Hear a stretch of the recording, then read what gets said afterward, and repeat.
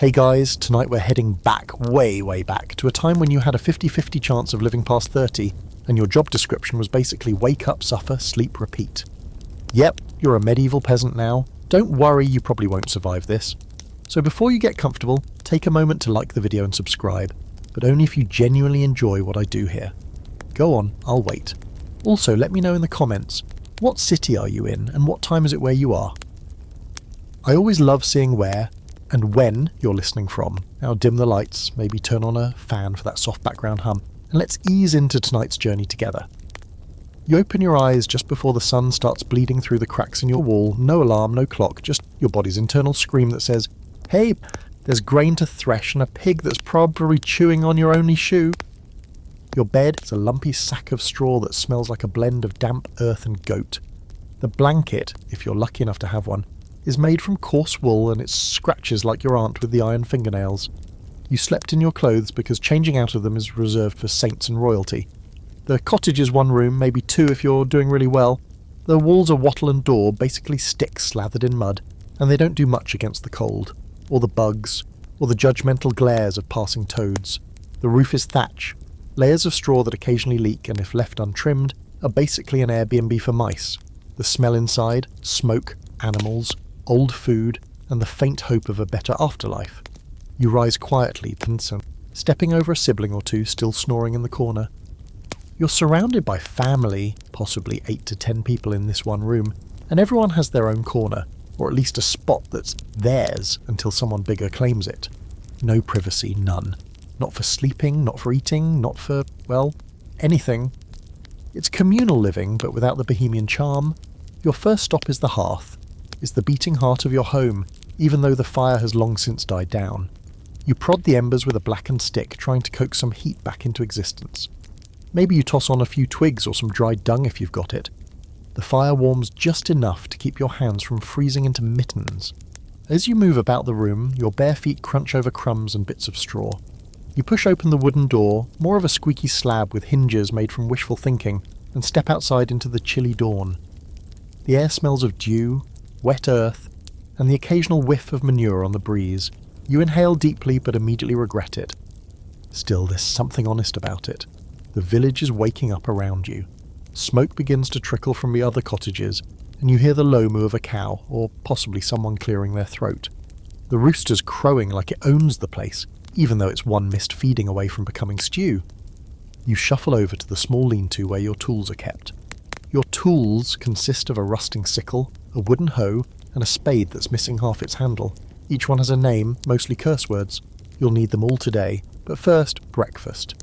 Back inside, your mother, or your spouse, or whoever woke up first, is ladling out something from a blackened pot that's been hanging over the hearth since before you were born. It's pottage, a kind of perpetual stew made from barley, beans, cabbage, and regret. You get a bowlful, thick and lukewarm, with maybe a hint of yesterday's turnip. You tear off a hunk of rye bread, dense as a brick and nearly as nutritious, and dip it into the slop. There's no butter. Butter is for feast days or royalty or hallucinations. This is breakfast. It will be lunch too, with minor variations, and probably dinner. If you're lucky, there's a bit of wild onion in it today. If you're really lucky, there's not a weevil floating in your bowl. You eat fast because time isn't a luxury. The sun waits for no one, and your life runs on daylight. There's no bathroom. That concept hasn't been invented yet. If you need to go, you step out into the fields, find a bush and pray that the wind isn't blowing back toward you. Privacy, again, is a fantasy. Hygiene, we'll get to that horror show later. As you finish your meal, you hear a bell in the distance. That's the church bell, and it's not ringing for fun. It marks the time to start labouring. Even though you can't read and timepieces aren't a thing, that bell has trained you better than any calendar. It tolls for thee, and you're aching back. Fun historical fact. Medieval peasants actually didn't work every day.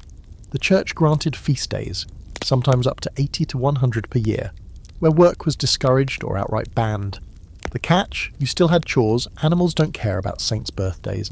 And here's a quirky side note. Some peasants believed that sleeping too long invited evil spirits into your dreams. So rising early wasn't just about work ethic, it was a supernatural survival tactic. As you head outside yawning, you glance up at the sky and try to judge the weather. This is important.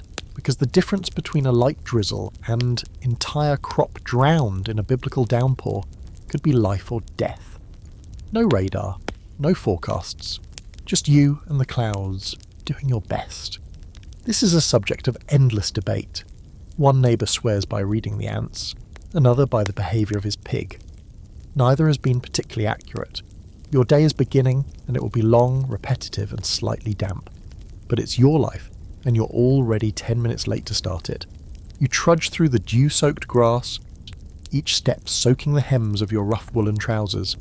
Your feet are already cold, and it's not even mid-morning yet. The sun has barely cleared the treetops, casting long, sleepy shadows over the fields. Somewhere nearby, a chicken makes an awful racket, either laying an egg or losing an argument with a goose. Could go either way. You step around a fresh pile of something that was definitely not there yesterday, and head for the small, uneven patch of land your family works like it's sacred, which it might as well be, considering it keeps you from starving. Breakfast wasn't filling, and it wasn't meant to be. You're a peasant, and your daily caloric intake depends heavily on one thing: grain, barley, rye, maybe some oats if you're fancy. Wheat, forget it. That's noble stuff. Your bread is so dense it could double as a weapon, and it's baked once a week in a communal oven that smells like smoke, ash, and 15 years of crusted-on memories. It's a miracle your teeth haven't battered yet. But bread is life. You eat it for breakfast with thin ale, you crumble it into pottage for lunch, and you gnaw on it cold at night. There's no sugar, no jam, no creamy butter.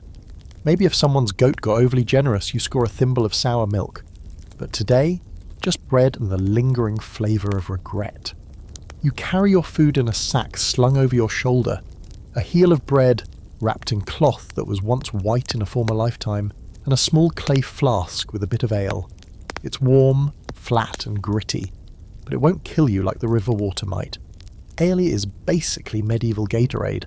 Low alcohol but safe to drink. That's your hydration strategy for the entire day. As you reach the field, you see the other villagers already at work. There's John with his thatched hair and smug grin, turning over dirt like he owns it, he doesn't. And there's Marjorie, whose back seems permanently bent at a 90-degree angle from years of harvesting grain by hand. You nod to them, exchange a grunted mornin', and get to it. Today you're threshing. That means you get to swing a flail, 2 sticks connected by leather straps, over your head and smack bundles of dried grain like it personally offended you. It's cathartic for about 4 minutes, then your shoulders start screaming. The goal? Separate the grain from the chaff. The result? A lot of dust in your face and sore arms, and the vague feeling that you're turning into one of the bundles yourself. The chaff flies into your nose, your eyes, your mouth. You spit and cough and keep swinging. At least it's warm work, better than standing still in winter, and everyone's here doing the same thing, rhythmically swaying and sweating under the sun. There's a certain unity to it, an unspoken peasant rhythm. Fun historical moment. Medieval peasants weren't always on the brink of starvation. In a good harvest year, you could actually have a surplus, enough to trade or store for winter.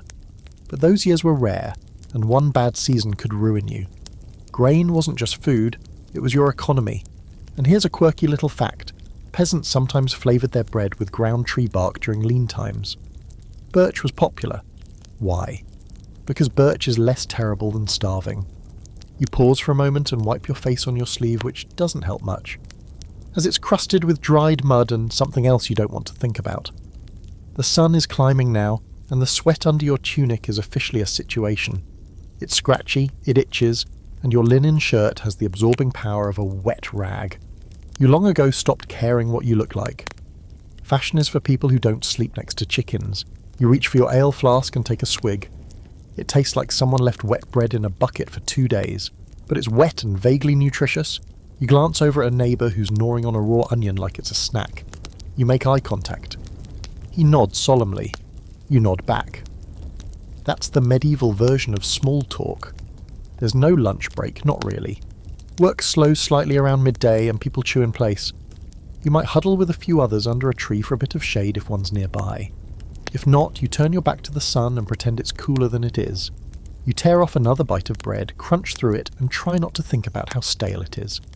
Nearby, a group of kids runs past, barefoot, filthy, and loud. One of them is holding a frog, another is trying to ride a stick like a horse. They laugh until someone shouts at them to fetch water. Childhood ends young here. As soon as you're strong enough to carry a bucket or scare off crows, you're on the payroll. Except there's no pay, just chores and stern glances. And speaking of crows, you hear their raucous cawing above. They circle overhead, waiting for you to leave something edible exposed. They've got the survival skills of seasoned thieves and zero shame. You throw a clump of dirt at them, they caw louder. They've won. Here's where the scholarly debate comes in. Historians still argue over just how terrible peasant life was. Some say it was unrelenting hardship, malnutrition, disease and labour. Others suggest it wasn't all doom and gloom. Communities were tight-knit. People shared resources, and festivals were frequent. The truth is probably somewhere in between. Your life was hard but not devoid of joy. A bell rings again, once, long and low. That means the day is winding down. Not over, though. There's still plenty to do. You have animals to check, water to fetch, and dinner to figure out. But at least the fields can rest. You stretch your back, feeling every vertebra, cry out in protest, and start dragging your tools back toward the village. Your hands are blistered. Your skin is sunburned, and you smell like a mixture of sweat and hay. But hey, you didn't die today. That's a win.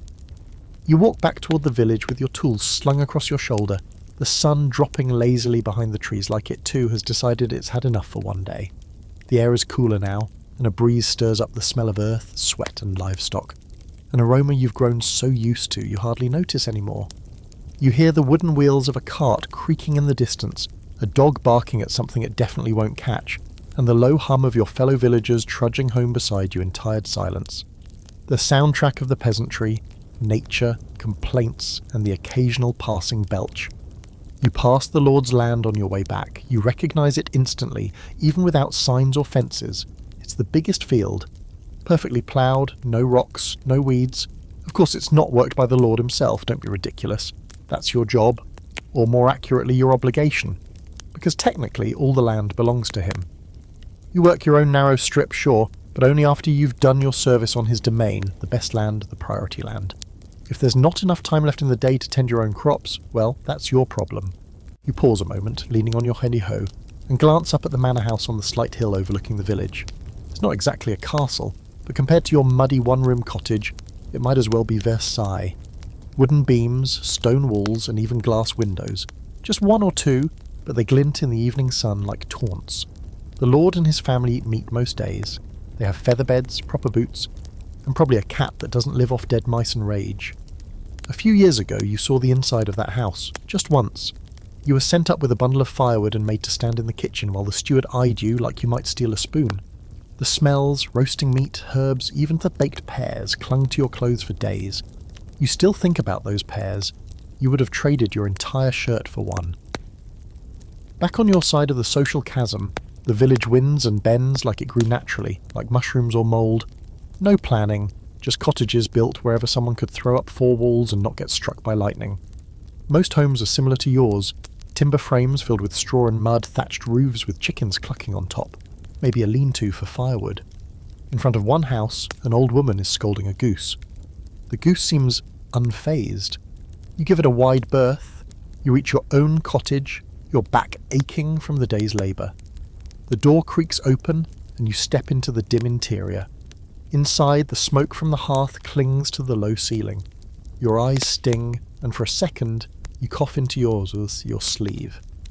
It's not a chimney exactly, more like a hole in the roof, and when the wind's wrong, the smoke decides to live indoors with you. You toss your tools into the corner and glance around. The others are already home. Someone's tending to the stew pot over the fire. It smells slightly less tragic than this morning, maybe with a hint of carrot. The kids are playing a game involving rocks, loud shouting, and complete disregard for personal space. You sidestep a flying pebble and grab a wooden mug of ale, more out of routine than thirst. Let's talk about pay, because technically you don't have a job. You have duties, obligations, a lifetime subscription to feudalism with no option to cancel. You owe labour to the Lord, usually 3 days a week, but that can vary depending on how generous or paranoid he's feeling. In exchange, you're allowed to use your own tiny plot of land. You keep some of the harvest, give some to him, and pay other fees with produce, animals, or even your time. It's like rent, taxes, HOA fees, and a really aggressive loyalty program all rolled into one. You remember the last time you asked about better terms. It didn't go well. The reeve, the village enforcer basically, just laughed, spit on the ground and told you to get back to your place. You're not quite a slave, but you're definitely not free. Historically speaking, well, this system is called manorialism, part of the broader feudal web. The lord provides protection, justice and access to the mill, oven and press, all for a fee, of course. You provide labour and unwavering obedience. It's like a subscription service, except instead of cancelling, you die. Quirky side note, peasants sometimes had to ask permission to get married, not because romance needed paperwork, but because marriage affected labour supply. If you married someone from another manor, the lord could lose a worker, so your love life? Also regulated. Medieval Tinder must have been a parchment with your birth status and livestock holdings. You settle onto a wooden stool and tear off a chunk of bread. It's chewy, the kind of chewy that might sprain a jaw. Still, it fills your stomach and keeps you upright. The stew is ladled out next. It's warm, which is nice. It's also slightly gritty, which is less nice. You don't ask what's in it. Better that way. There's a knock at the door, or rather, a fist banging on wood. Everyone goes quiet. You open it a crack. It's your neighbour, breathless, face flushed. "Pig's out," he pants. "Not your pig. The communal one." Everyone jumps up. A runaway pig is valuable, unpredictable, and known for barrel-rolling children like a tiny angry boulder. You all run after it, shouting, slipping in mud, throwing turnips. It's chaos, but also kind of thrilling. You haven't moved this far since last year's festival. Eventually, someone grabs the pig by the tail and the group erupts in exhausted laughter. You walk home laughing, breathless, covered in mud. The stars are out now, blinking softly above the trees. You stop and look up for a moment. No lanterns, no streetlights, just sky and silence and the cool hush of night settling in. And here's a scholarly debate for you. Was all of this hardship balanced by community? Some historians argue that peasant villages were tightly knit, with shared tools, shared childcare and shared hardship fostering deep bonds. Others claim the constant struggle for resources bred tension and envy. You can't say for sure. Sometimes your neighbours feel like family. Other times you'd happily throw them into the communal oven. But for now, you all return home, tired but oddly satisfied. Dinner's over. The fire's low. You crawl onto your straw bed, wrap yourself in a musty wool blanket, and listen to the sounds of the village winding down. Low murmurs, a dog barking, the wind against the thatch. Your stomach is full-ish. Your feet are sore. Tomorrow will be the same. And somehow that's enough. The rooster hasn't even thought about crowing yet, but you're already awake, because a rat just ran across your forehead. You bolt upright, heart pounding, groggy and furious. It's pitch black, save for the faint orange glow from the hearth's buried embers. Your breath hangs in the air, visible and cold. The rat, for the record, seems perfectly unbothered. It disappears behind a sack of barley with all the confidence of a seasoned criminal. You sigh and rub your face. It's too early for this, but also somehow right on time. You stumble out of your blanket, feet touching the freezing dirt floor. The air inside the cottage is thick with the smell of unwashed bodies, wood smoke and whatever died inside your boot. Your family stirs around you. Grunts, snorts, shifting straw. Everyone wakes in their own rhythm, groaning, like creaky doors as the day begins again.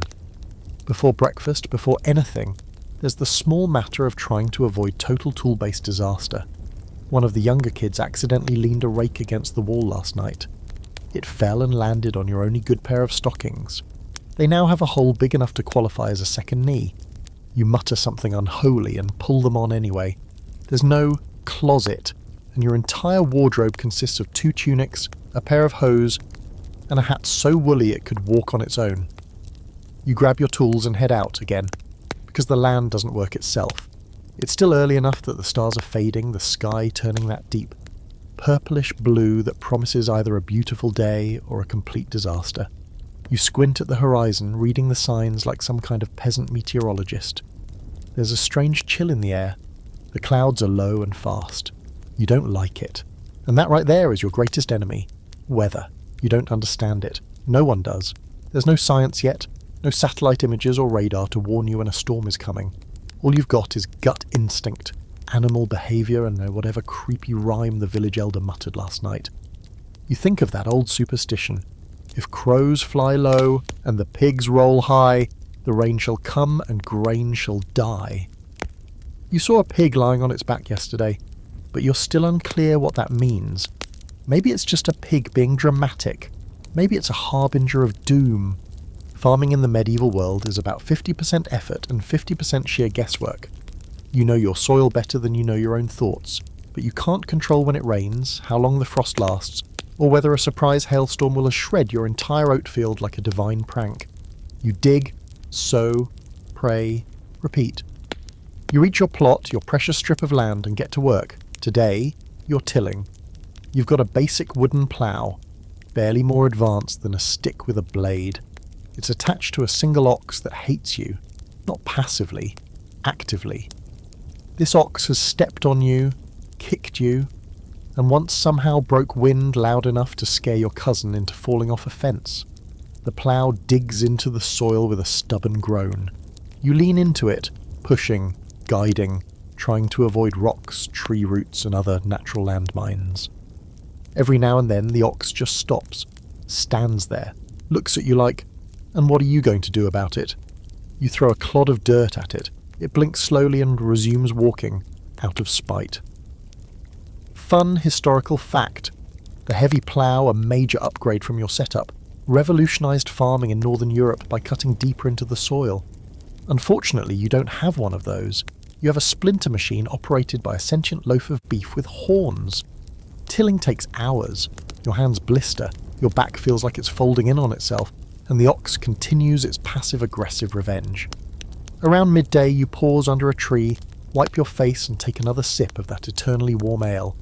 It's sour today. You're starting to think it's fermenting faster than usual. Still better than the water, which could be carrying anything from cholera to mystery sludge. You think about last year's harvest. It was bad. Like, we had to grind acorns into the bread bad. Acorn bread tastes like punishment and feels like chewing bark. Everyone got thinner, even the chickens. The village miller tried to stretch flour by mixing in ground peas and beans, which worked until someone had explosive regrets behind the bakery. There's a constant worry humming in your mind. What if this year's the same? What if all your labour amounts to another winter of hollow cheeks and dead animals?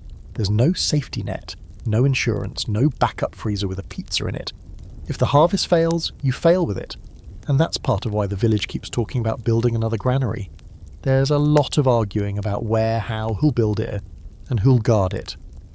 Grain is gold out here. It's not just food, it's leverage, payment, even a wedding gift if you're feeling romantic. You once saw a couple get engaged over a bushel of rye. It was almost touching. You also remember the storm that flattened the wheat 2 years ago.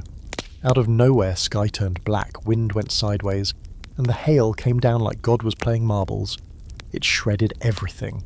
100 days of work gone in 20 minutes. People cried. Grown men, tough as oak, just dropped to their knees in the mud. There's an ongoing debate in the village about whether prayer works. Some people swear by it, gathering in the chapel before planting season to beg for mercy. Others think it's pointless. One guy says the only real influence is the moon. Another swears the bees know the truth. You just keep your head down and hedge your bets by doing a little bit of everything. Pray, plant, feed bees. You're spiritually flexible. By late afternoon, you're exhausted, and your ox has started giving you serious attitude.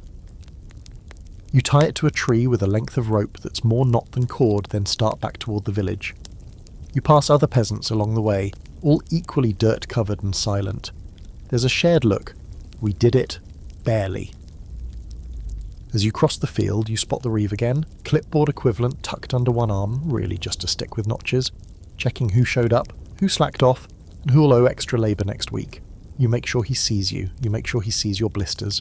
He nods. That's the closest thing to praise you'll ever get. A fun, quirky fact to close this miserable loop. Some peasants used scarecrows dressed in old noble-style rags to mock the aristocracy, while keeping crows away. A passive-aggressive art form. You helped dress one once, gave it a feathered cap, still proud of that. You finally reach home just as the sun dips below the trees again. Another day spent sweating in the dirt, coaxing life from land that doesn't love you. But you're still here, and if the clouds hold off, tomorrow might be easier. You don't remember signing up for the system, you were just born into it, like mud on boots or fleas in wool. But feudalism is the game you're stuck playing, and it's not a fun one. There are no points, no rewards, just a hierarchy so rigid it might as well be carved in stone and blessed by a bishop. You're near the bottom. Not at the very bottom, that would be the serfs who technically aren't allowed to leave the manor, but you're close enough to smell the dirt, because you sleep in it. Here's how it all breaks down. At the top you've got the king, who owns everything. Not just land, but technically people, rivers, deer, and your theoretical firstborn. Then come the nobles, dukes, counts, lords, who swear loyalty to the king in exchange for big, juicy tracts of land. They split that land among knights and barons who protect it with swords and shiny helmets, and they turn around and lease chunks of it to people like you. Only lease is a generous term. You don't pay in money, you pay in sweat. 3 days a week of unpaid labour on the lord's domain. That's before you even touch your own crops. You also owe taxes, which aren't really taxes so much as, give me that goat, I don't care if it's your last one. There's a tax for using the mill, a tax for using the oven, a tax for existing with air in your lungs. One time someone sneezed too loud and the steward said it sounded like defiance. There's also something called boon work, which is when the lord needs extra help, say harvest time or building a new grain barn, and you get asked to pitch in. You can't say no. Technically, you're free to leave whenever you like. Technically, in reality, where would you go? The next manor? Same deal, the town, that's a luxury maze of guilds, coin and strange smells. You wouldn't last a week. You walk past the manor house again that evening, as the light catches its stone archways and smoke curls lazily from its chimneys. You imagine what it must be like to be inside, warm floors, maybe even cushions, real furniture, walls that don't whisper in the wind. They probably eat dinner off metal instead of wood, and not just any metal, shiny metal. Forks might even be involved. You've never used one, but the rumour is they make eating less finger-smooth. As you head toward the cottage, a group of villagers is gathered around the well. They're discussing the new gift the Lord is requiring this season, 2 chickens per household. No explanation, just chickens. Theories abound. Is he starting a poultry army? Planning a feast? Trying to learn flight? No one knows. You nod along silently and guard your own chickens with renewed suspicion. At the door, your younger sibling is waiting with a handful of weeds, which they insist are edible. You throw them into the stew pot and try not to question it. Dinner is quiet. There's a dull exhaustion that settles over everyone like a damp blanket. You chew your bread and listen to the fire crackle. No one really talks about feudalism inside the cottage. What's there to say? It's like gravity. Always there, occasionally crushing. A fun historical tidbit. Peasants could technically buy their freedom. If you saved up enough coin, you could buy land or pay off your obligations, but the system was designed to make sure you never had extra coin. Most trade is done by barter. Eggs for cloth, grain for labour. Money is for lords and merchants, not people who count wealth in handfuls of beans. And here's something quirky. Lords often required merchet, a weird little tax when a daughter got married. Basically, you paid your lord for the right to marry her off, as compensation for losing a worker. Love and logistics, medieval style. You sit by the fire and think about that, how every part of your life from birth to death belongs to someone else. Your name might be yours, but everything else is a ledger entry.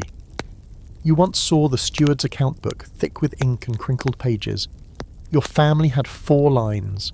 4 little lines that summed up decades of planting, toiling and barely surviving. It made your stomach turn. There's an ongoing debate among the elders about whether this is the way the world should be.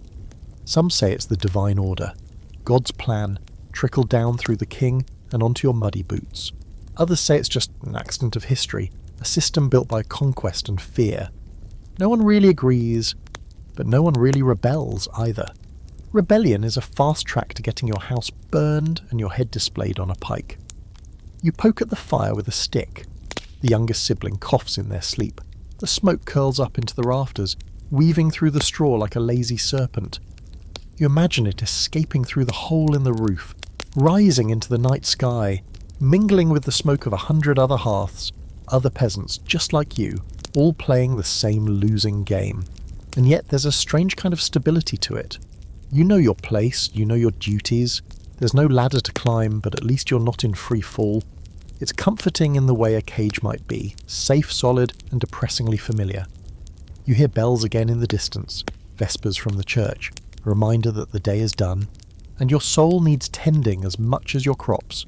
You cross yourself out of habit, not piety, and lie down on your straw bed, pulling the rough blanket over your shoulders. Your bones ache, the roof creaks, someone is already snoring. Outside, the moon rises over the manor fields. Somewhere an owl hoots. You close your eyes and think about a different life, just for a moment, one where you don't belong to the land. Then you fall asleep, because even dreams have to wait until the chores are done. The wind wakes you before the sun does. It's rattling the thatch above your head, whistling through the gaps in the walls with that distinct tone that says, today is going to be annoying. Should be annoying. You stay still for a moment, curled on your straw mattress, listening. The air has that damp, electric taste to it, like the sky's thinking hard about misbehaving. You pull the blanket tighter, but it doesn't help much. It's about as insulating as a sneeze. You finally drag yourself up and swing your legs over the edge of the bed, planting your bare feet on the cold dirt floor. Around you, the others are waking up too, coughing and shifting, one of the little ones muttering something about ghosts stealing his shoes again. You pat his head and assure him it was probably just a rat with fashion sense. He seems satisfied. You step outside into the morning chill and immediately regret it. The clouds overhead are fat and heavy, the kind that hang low like they're waiting for a cue to dump a week's worth of rain in one go. You look out over the fields, your field included, and wince. The ground's already soft from yesterday's storm, and if it rains hard again, the barley won't stand a chance. You're not the only one watching the sky. Your neighbour Jeff is squinting up at the clouds too, one hand shading his face, the other scratching something you really wish he'd wash more often. You nod at each other with that universal "we are both doomed" expression. Jeff grunts and mutters something about the last time the weather looked like this, ended in a hailstorm that destroyed the cabbage crop and killed his goat. The cabbage was a loss, the goat was a tragedy. That goat made better decisions than most people. Today's task is delicate. Transplanting seedlings. You're trying to grow onions. If you can believe it, it's a long shot. They hate the cold, hate the wind, and frankly, they might just hate you on a personal level. But you're giving it a go anyway. Because when you're a medieval peasant, hope is really just a form of stubbornness. You kneel in the dirt, squelching slightly. Your fingers are already numb, but you work them into the soft soil, gently pressing each little sprout into place. There's no protective greenhouse, no plastic trays, just earth, your bare hands, and a few broken bits of wood marking the rows. The ox watches you from its pen with what looks like pity. You consider throwing a clump of mud at it, but decide you're too tired for petty revenge. Every now and then you glance back up at the sky. The wind's picking up, trees sway like they're gossiping behind your back. You pull your cloak tighter, such as it is, a tattered piece of wool you found 2 winters ago in a ditch. It might have been part of a larger blanket once. Now it's just a sad cape that smells like wet leaves and effort. Historical side note, medieval weather prediction was basically just peasant witchcraft. There were no meteorologists, of course. People relied on signs, animal behaviour, cloud shapes, aches in old bones. Some folks swore by watching the moon, others by how loudly frogs croaked. Your village's local expert is a man named Elric, who once correctly predicted rain after a goose bit his ankle. He's been insufferable ever since. But even when the signs are clear, there's nothing you can do about it. You can't cover the crops, you can't delay planting, and you definitely can't file a claim with medieval farmers' insurance. You just keep working and muttering threats at the sky. The first drops hit just after midday. They start slow, teasing. The kind of drizzle that lulls you into false hope. Then, like a punch to the gut, the heavens open up and dump an entire cloud's worth of rain in under a minute. Within seconds, you're soaked to the bone. Your hair is plastered to your forehead, your tunic clings like wet paper, and the seedlings? They are now floating toward the village like tiny leafy ships. You scramble to save what you can. You try to pack dirt around the plants to anchor them, shield them with your body, anything, but it's useless. The rain has no interest in your hard work. It's doing its thing, and its thing is chaos. Eventually you give up. You sit back in the muck, shoulders slumped, water running down your face. There's mud in your ears. Your hands look like you've been clawing your way out of the underworld. And still, the rain pours. It's a cleansing kind of storm. Cleansing in the sense that it scrubs away your dignity. Fun historical fact, severe weather wasn't just an inconvenience. It was a killer. A cold, wet summer could lead to crop failure, which meant famine. In the 14th century, the Great Famine wiped out huge chunks of the population, all because the weather wouldn't cooperate. Starvation doesn't discriminate, it just shows up slowly and cruelly. And here's the quirky detail. Some people blamed weather witches. Yes, really. It was believed that certain individuals could summon storms out of spite or curses. There were even court cases. Imagine being dragged into a makeshift trial because your neighbour's carrots drowned and you have a weird mole. As the rain finally begins to ease, you trudge back to the cottage. Your clothes squish with every step. You pass the church on the way, its bell silent for once. You wonder if you should pray for better weather. But it feels like the kind of thing that might be too late. You've been good, right? You pay your tithes, you don't swear too loudly near the altar. You even helped fix the roof last month, although you did drop a hammer on Father William's foot. Back at home, your family is trying to dry off near the hearth. Someone has hung wet cloaks on a string, and the room smells like boiled wool and rain. The stew pot is going again, thinner than usual, because the carrots went bad. You sit down, still dripping, and try not to ruin the straw bedding with your damp, mud-caked everything. There's a strange quiet that falls over the room. Not sadness exactly, just a mutual collective sigh. Everyone's thinking the same thing. How many more days of this can we take? But there's no choice. Tomorrow, if it's not raining, you'll replant what you can, and if it is raining, you'll find something else to do. Fixing tools, patching leaks, digging drainage ditches. There's always something. The work never ends, just changes shape. You lean back, stretch your sore arms, and catch sight of the tiny onion sprout clinging to your sleeve. You pluck it off gently, hold it in your palm for a moment, then place it by the window. Maybe, just maybe, it'll root in that clay pot you've been hiding from everyone. Maybe it'll survive, and maybe you will too. You don't cry when the cow dies. You're too tired, too soaked, too hungry for that. You just stand there in the cold dawn light, staring at the bloated body lying half submerged in the mud behind the pen, legs stiff, eyes wide open, like it was surprised by its own terrible luck. Maybe it was. One day she was chewing grass like a queen. The next she's lying there like an overstuffed sack of ruined dreams. The cow was everything. Not just an animal, not just meat on hooves. She was warmth in winter, milk for porridge, dung for fuel, muscle for the plough. She was a member of the family, more valuable than some of your relatives, frankly. And now she's gone. You prod her with a stick one last time, just to be sure. She doesn't move. The flies are already investigating. You sigh and squat down in the mud. Your hands fall limply onto your knees. Behind you, your younger brother approaches slowly, bare feet squelching. He says nothing for a while, just stares. Then, ho. In the world's flattest voice, he mutters, "We're screwed." You nod. Yes, screwed indeed. Losing the cow is worse than losing a season's crop. Crops are replaceable. You can gather wild greens, barter for grain, stretch the pottage with roots and hope. But a cow? That's an anchor. The kind of animal that keeps you one shaky step ahead of starvation. And now, you're down to one grumpy goat and a chicken that lays eggs about as often as the moon turns blue. You head back to the cottage, boots heavy with mud and grief. Inside, your mother is stirring the morning pot. When you tell her, she doesn't blink. Just keep stirring slow and steady. You get it. There's no time for panic. Panic doesn't help the kids eat. Panic doesn't fix what's broken. You sit down on the low stool by the hearth, resting your elbows on your knees, staring into the weak fire like it owes you something. It's one of those moments where you almost want to be angry, really, properly furious, but you're too drained for it. So instead, you do what peasants always do, and the universe kicks them in the teeth. You just keep going. Your neighbour Jeff stops by not long after. He saw the cow, or more accurately, smelled it from across the field. He offers condolences in the form of a shrug and a nod, which is about as emotional as he gets. Then, after a moment, he asks if he can take the hide, before it bloats up too much. You say fine, because what else are you going to do with it? By midday, he's dragging the body with a rope tied around its hind legs, grunting like a man moving a dead relative. You watch him go, trying not to feel bitter. At least someone's getting something useful out of the situation. You get to explain to the Lord why you can't meet the expected milk quota for the month. That'll go well. Now would be a great time to have a vet, or even a book, but veterinary knowledge in your village is limited to vague advice from the elder who once healed a limp sheep by yelling at it.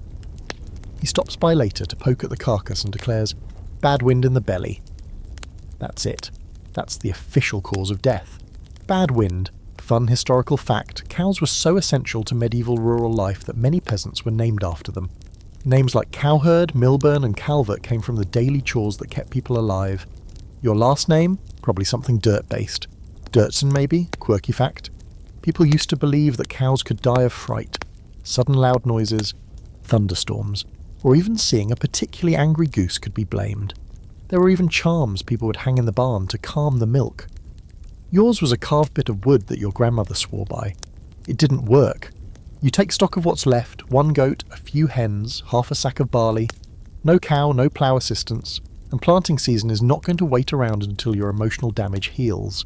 You're going to have to find a replacement, and fast, which means one thing, debt. You trudge up to the manor that afternoon, every step feeling like a rock in your shoe. You don't want to be here. The house looms like it always does, fancy and smug with its wooden beams and smoke curling out of its proper chimney. You knock.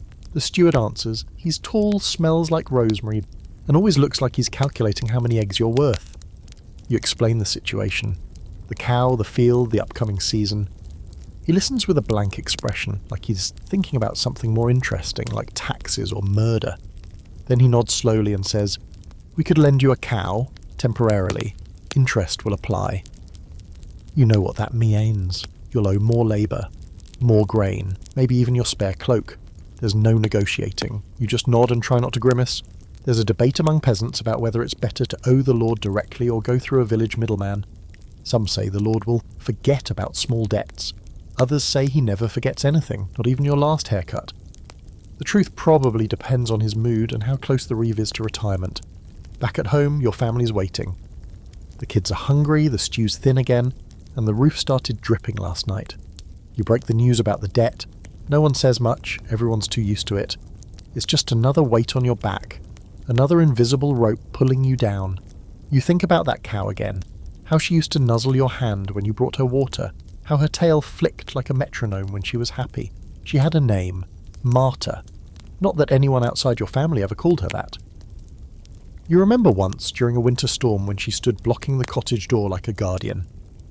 Now she's a pile of bones waiting to be picked over. That night, you lie awake staring at the ceiling, counting the drips falling from the leak above your bed. 1, 2, 3, a long pause, 4, the wind howls outside. You wonder how many other villagers are lying awake right now, just like you, staring at leaky ceilings and wondering how many debts can stack on top of a soul before it breaks.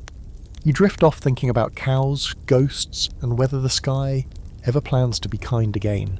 There's a particular smell that hits you every time you roll out of bed. Kind of sour, smoky, animal skin sweat stew that wafts up from your clothes, your neighbours, and the floorboards. It's not just your imagination, it's your hygiene, or more accurately, your lack of it. This is medieval cleanliness, and it's doing its best to keep expectations low. You wake up and immediately feel it, that sticky, grimy layer of yesterday still clinging to your skin. Your hair is stiff, your breath could peel bark, and your tunic has developed a crust. You sniff it, then instantly regret that decision. But you're not changing it, you don't have another one. You do the same thing you always do. Pick off the most visible clumps of dirt, shake the straw out of your hair, and tell yourself you smell earthy. Bathing is rare. That's the nicest way to say it. Full immersion in water? That's a once-in-a-while affair, like eclipses or good dreams. Water has to be hauled from the village well or scooped from the river, and then heated by firewood you can barely spare. You can't waste it on luxuries like comfort or basic decency. Soap, if you're lucky enough to have it, is a lumpy lump of homemade ash fat paste that smells vaguely like boiled disappointment. You use it sparingly, mostly for laundry. Not that you do laundry often. Instead, you do what everyone else does. Rinse your hands when you're told to, wipe the sweat off with your sleeve, and hope the wind blows the stench in someone else's direction. Your feet, jammed into stiff leather shoes or wrapped in rags, are a breeding ground for whatever fungus God invented to keep peasants humble. Fun historical detail, it's a total myth that no one in the Middle Ages cared about cleanliness. People did care, they just had far fewer options. Public bathhouses were actually common in some areas, at least before the church decided that bathing naked was a gateway to sin and shut most of them down.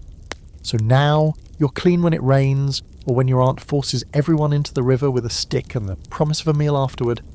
And then there are the bugs. You don't see them at first, you feel them. A tiny itch on the back of your neck, a crawling sensation along your collar. You reach up, scratch, and come back with a little something under your fingernail.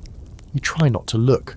Lice, fleas, mites, they're as much a part of peasant life as pottage and disappointment. You've got a whole civilization in your hair. The lice in particular are relentless. You once tried shaving your head to be rid of them. It didn't work. They came back with a vengeance, like tiny squatters. Your sister combs her hair with a carved bone nitpicker every week, usually cursing in 3 languages the whole time. The baby has fleas. The baby. And not one flea, he's got favourites.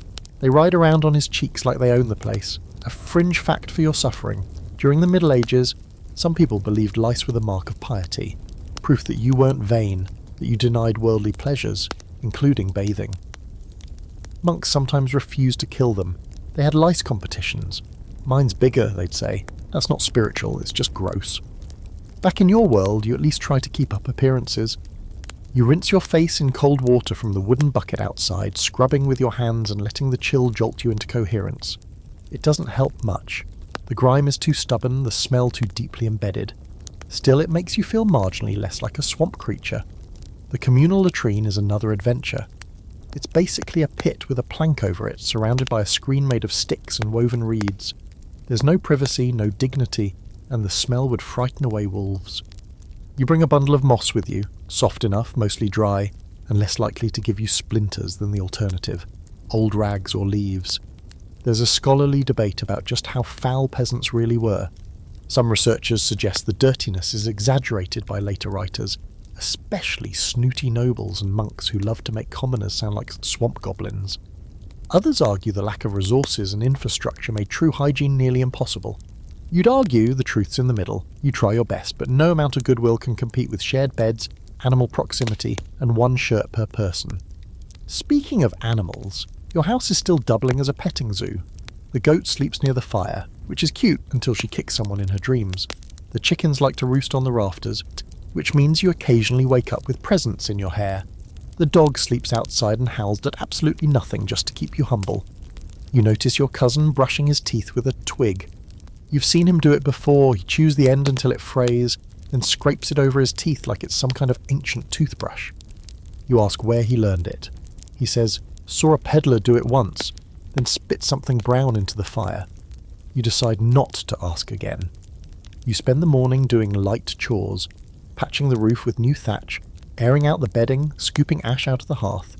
The ash is useful. You mix it with lard to make more soap. The soap smells like someone barbecued a sock, but it gets the grease out of your hands and the stink out of the cooking pot mostly. By midday the sun's out, and it's almost warm enough to pretend you're comfortable. You drag your tunic off and hang it over a bush to dry. The breeze hits your skin like freedom. You stand there in your linen undershirt, arms outstretched, letting the wind air you out. It's the closest thing you'll get to a spa treatment. You consider bathing, really bathing. There's a stream nearby. It's cold, full of frogs, and possibly haunted by the ghost of a drowned pig, but it's water. You take the plunge, literally. The cold knocks the breath out of your lungs. You scrub with sand and soap scrapings, teeth chattering, breath hitching. When you climb out, you feel lighter, cleaner, like yourself minus a layer of despair. You get dressed in your still damp tunic and head home, shivering and clean for the first time in weeks. No one comments. They just squint and sniff like you're suspiciously fancy now. You sit down near the hearth and stretch your fingers out to the flames. You'll be filthy again by tomorrow. The bugs will return. The smell will cling to you like your own personal fog. But for tonight, you'll sleep clean. Or at least cleaner than usual. You don't get a lot of days off, but when you do, they come courtesy of the one entity even the Lord defers to, the church. Holy days, festivals, feast days, saints' days, martyr remembrances, random Wednesdays honouring obscure relics. These are the closest things you get to vacation. They're not exactly restful, and they certainly aren't optional, but they do offer one precious commodity, a break from back-breaking labour, which, let's be honest, is the best miracle you've witnessed lately. Today is one such day.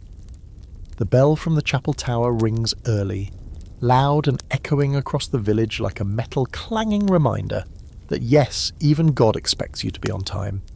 You groan from under your scratchy blanket. You're not excited about sitting on a wooden bench for 2 hours while Father William shouts about sin, but you'll take it over ploughing in the rain. You roll out of bed and dust yourself off, literally. Your clothes have collected a fine layer of ash and hay overnight, courtesy of the hearth and your chicken roommates. You brush yourself off, slap your tunic into something vaguely presentable, and try to tame your hair into an arrangement that doesn't look like it was styled by squirrels. Everyone's heading in the same direction, which means one thing: the One Street procession to the church. The building itself is the only stone structure in the entire village, and it's got the personality of a sour old man. Cold, grey and slightly damp no matter the weather. But inside it smells like beeswax and incense, a rare break from the usual aromas of livestock and labour. As you walk in, you dip your fingers into the holy water and cross yourself half out of habit, half in case divine wrath is on a hair trigger today. The wooden pews are unforgiving on your spine, and the only relief is leaning slightly to the side and pretending you're deeply reflective when really you're just giving your hip a break. Father William begins, booming voice bouncing off the stone walls as he launches into a reading about penance and obedience and how sin is basically unavoidable, so you better tithe generously. You nod along, as expected. You've heard this sermon before, probably 15 times this year. It never changes much. There's always a parable about a man who disobeys and ends up eaten by wolves, or falling into a well, or contracting an unfortunate rash that dooms his whole family. You glance around at the congregation. Everyone's doing the same thing, nodding, dozing, elbowing the kids when they start picking their noses too obviously. There's old Mana in the front row, lips moving constantly, whispering prayers or possibly arguing with herself again. Next to her, two young lovers trying to keep their knees from touching too obviously. And of course Jeff, asleep with his head tilted back so far you can count his missing teeth.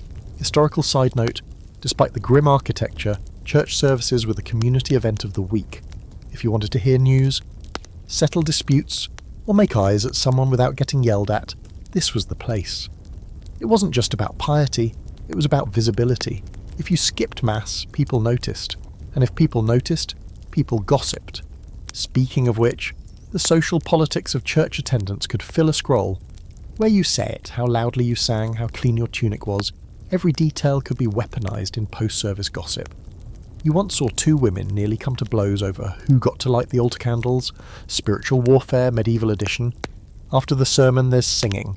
You hum along, lips barely moving, trying to remember the Latin words you never really understood. Something about mercy, something about fire. You're more concerned with whether your voice is cracking loud enough to embarrass yourself. Luckily, no one can hear over Father William's enthusiastic baritone. Once the service ends, the real Holy Day experience begins. Loitering. Outside the church, the square fills with people mingling, trading news and engaging in the oldest peasant sport, village gossip. You hear whispers about a chicken that laid a 5-yolk egg, a pig that's been possessed, again, and the blacksmith's daughter sneaking off to the river with someone who definitely wasn't her betrothed. You pretend not to care, but your ears are wide open. Some families have brought out small bits of food, flatbread, pickled onions, dried apples, and are nibbling like squirrels at a feast. You manage to trade half a skein of rough wool thread for a handful of roasted peas, which you pop into your mouth one at a time like treasure. It's not fancy, but it's not gruel, and that's enough to make it taste divine. Today is also the day the travelling friar is supposed to pass through. He shows up around midday, robes dusty, face beaming, clutching a sack of mystery. He carries strange relics, one of which he claims is the toe bone of St. Erasmus, and offers blessings in exchange for a coin or a turnip. You don't have a coin, but you hand him a small onion and ask for protection against mildew in your oat field. He nods solemnly and waves the toe bone over your head. You feel exactly the same afterward. Quirky historical tidbit. Medieval peasants weren't strangers to indulgences and relics. In fact, many believed in them deeply. Bits of bone, wood from the true cross, or even water from a spring with a suspicious smell were considered holy. Whether or not they worked was beside the point. Faith gave you structure, something to lean on when your cow died, your kids had lice, and the sky wouldn't stop raining. By late afternoon, people start wandering back to their homes. The mood is lighter, like the village has collectively exhaled. For a few hours you weren't just labourers. You were worshippers, gossips, singers, believers. You had something to do besides hoe dirt and dodge tax collectors. And even though you're going back to the same chores, same pottage, same bugs, today felt different. A little break from the grind. On your way home, you stop by the field just to check on it. The seedlings are still mostly in place, though the muddy corner has turned into a mini swamp. You mutter a quick prayer to St. Isidore, patron of farmers, and promise to return the friar's toe bone if this year's harvest doesn't completely betray you. Back at the cottage, the hearth is already going. Someone's tossed in wild thyme, and it smells faintly herbal, like the air is trying to trick you into feeling clean. You sit down, legs aching, and tear into your share of the evening meal. It's still the same stew, still the same bread, but something about the holy day makes it taste less tragic. You lie down early that night. The blanket is itchy, the roof still leaks, and the goat has chewed one corner of your straw mattress, but you've had a break. A small blessed pause in the relentless march of peasant life. And tomorrow, you'll be right back in the mud. There's no such thing as a childhood that lasts. Not here, not for you. Childhood is mostly a short-lived phase between learning how to walk and learning how to carry things without dropping them. If you can stand, you can sweep. If you can lift a bucket, congratulations. You've been promoted to official water fetcher. And once you can hold a hoe without knocking your own feet out from under you, well, welcome to the workforce. No resume required. You remember your own transition clearly. One day you were sitting in the dirt with a stick pretending it was a sword. The next, your father handed you a real one, not for fighting, for cutting cabbage. And that was it. The game ended. Work began. Now you're watching your younger brother hit that same invisible milestone. He's 7, maybe 8, no one's totally sure. And today he's been tasked with keeping crows away from the barley sprouts. No, he's taken to it with the kind of seriousness usually reserved for military commanders or deeply unstable theatre directors. He's got a wooden stick, a sack over his shoulders, and a face smeared with something that's either mud or mashed beet. He yells at the sky with all the fury of a child who hasn't had breakfast yet. "Get away, you feathered demons!" You nod approvingly. That's the spirit. Children in your village aren't babied. They're small adults with worse balance and no understanding of how fire works. They tend animals, gather wood, help with cooking, and keep an eye on even smaller children. If they're strong enough to climb a ladder, they're strong enough to patch the roof. If they can stir a pot, they're trusted to not burn the cottage down. Probably. There's no school, no alphabet, no time to dream about being a knight or a bard. You learn what you need by watching, by being shouted at, by trial, error, and occasional injury. You never forget the lesson about not grabbing nettles with bare hands. You also never forget the sound your cousin made when he tried to pick up a hot iron pan just for a second. You watch as your sister helps spin thread on a wooden drop spindle, her fingers nimble and quick. She's younger than you, but already better at weaving, and the village widow says she'll make a good wife someday. That's not a compliment. It's an assessment, like saying a chicken has good legs or a sheep's wool is thick this year. And yes, children marry young. 14 is normal, sometimes earlier, depending on what your family needs. Marriage isn't about romance, it's economics. If your family is short on labour, marrying you off to a household with fewer mouths and more acres makes sense. Love can be figured out later, or not. Fun historical detail. There were rules about the age of marriage in medieval law, usually around 12 for girls and 14 for boys, but these were guidelines, not guardrails. If the village needed something arranged, it got arranged. Consent was a flexible concept. You remember the last wedding? 2 kids, barely teenagers, standing awkwardly in the church while the priest rattled off Latin and everyone tried to pretend the bride wasn't still holding her doll.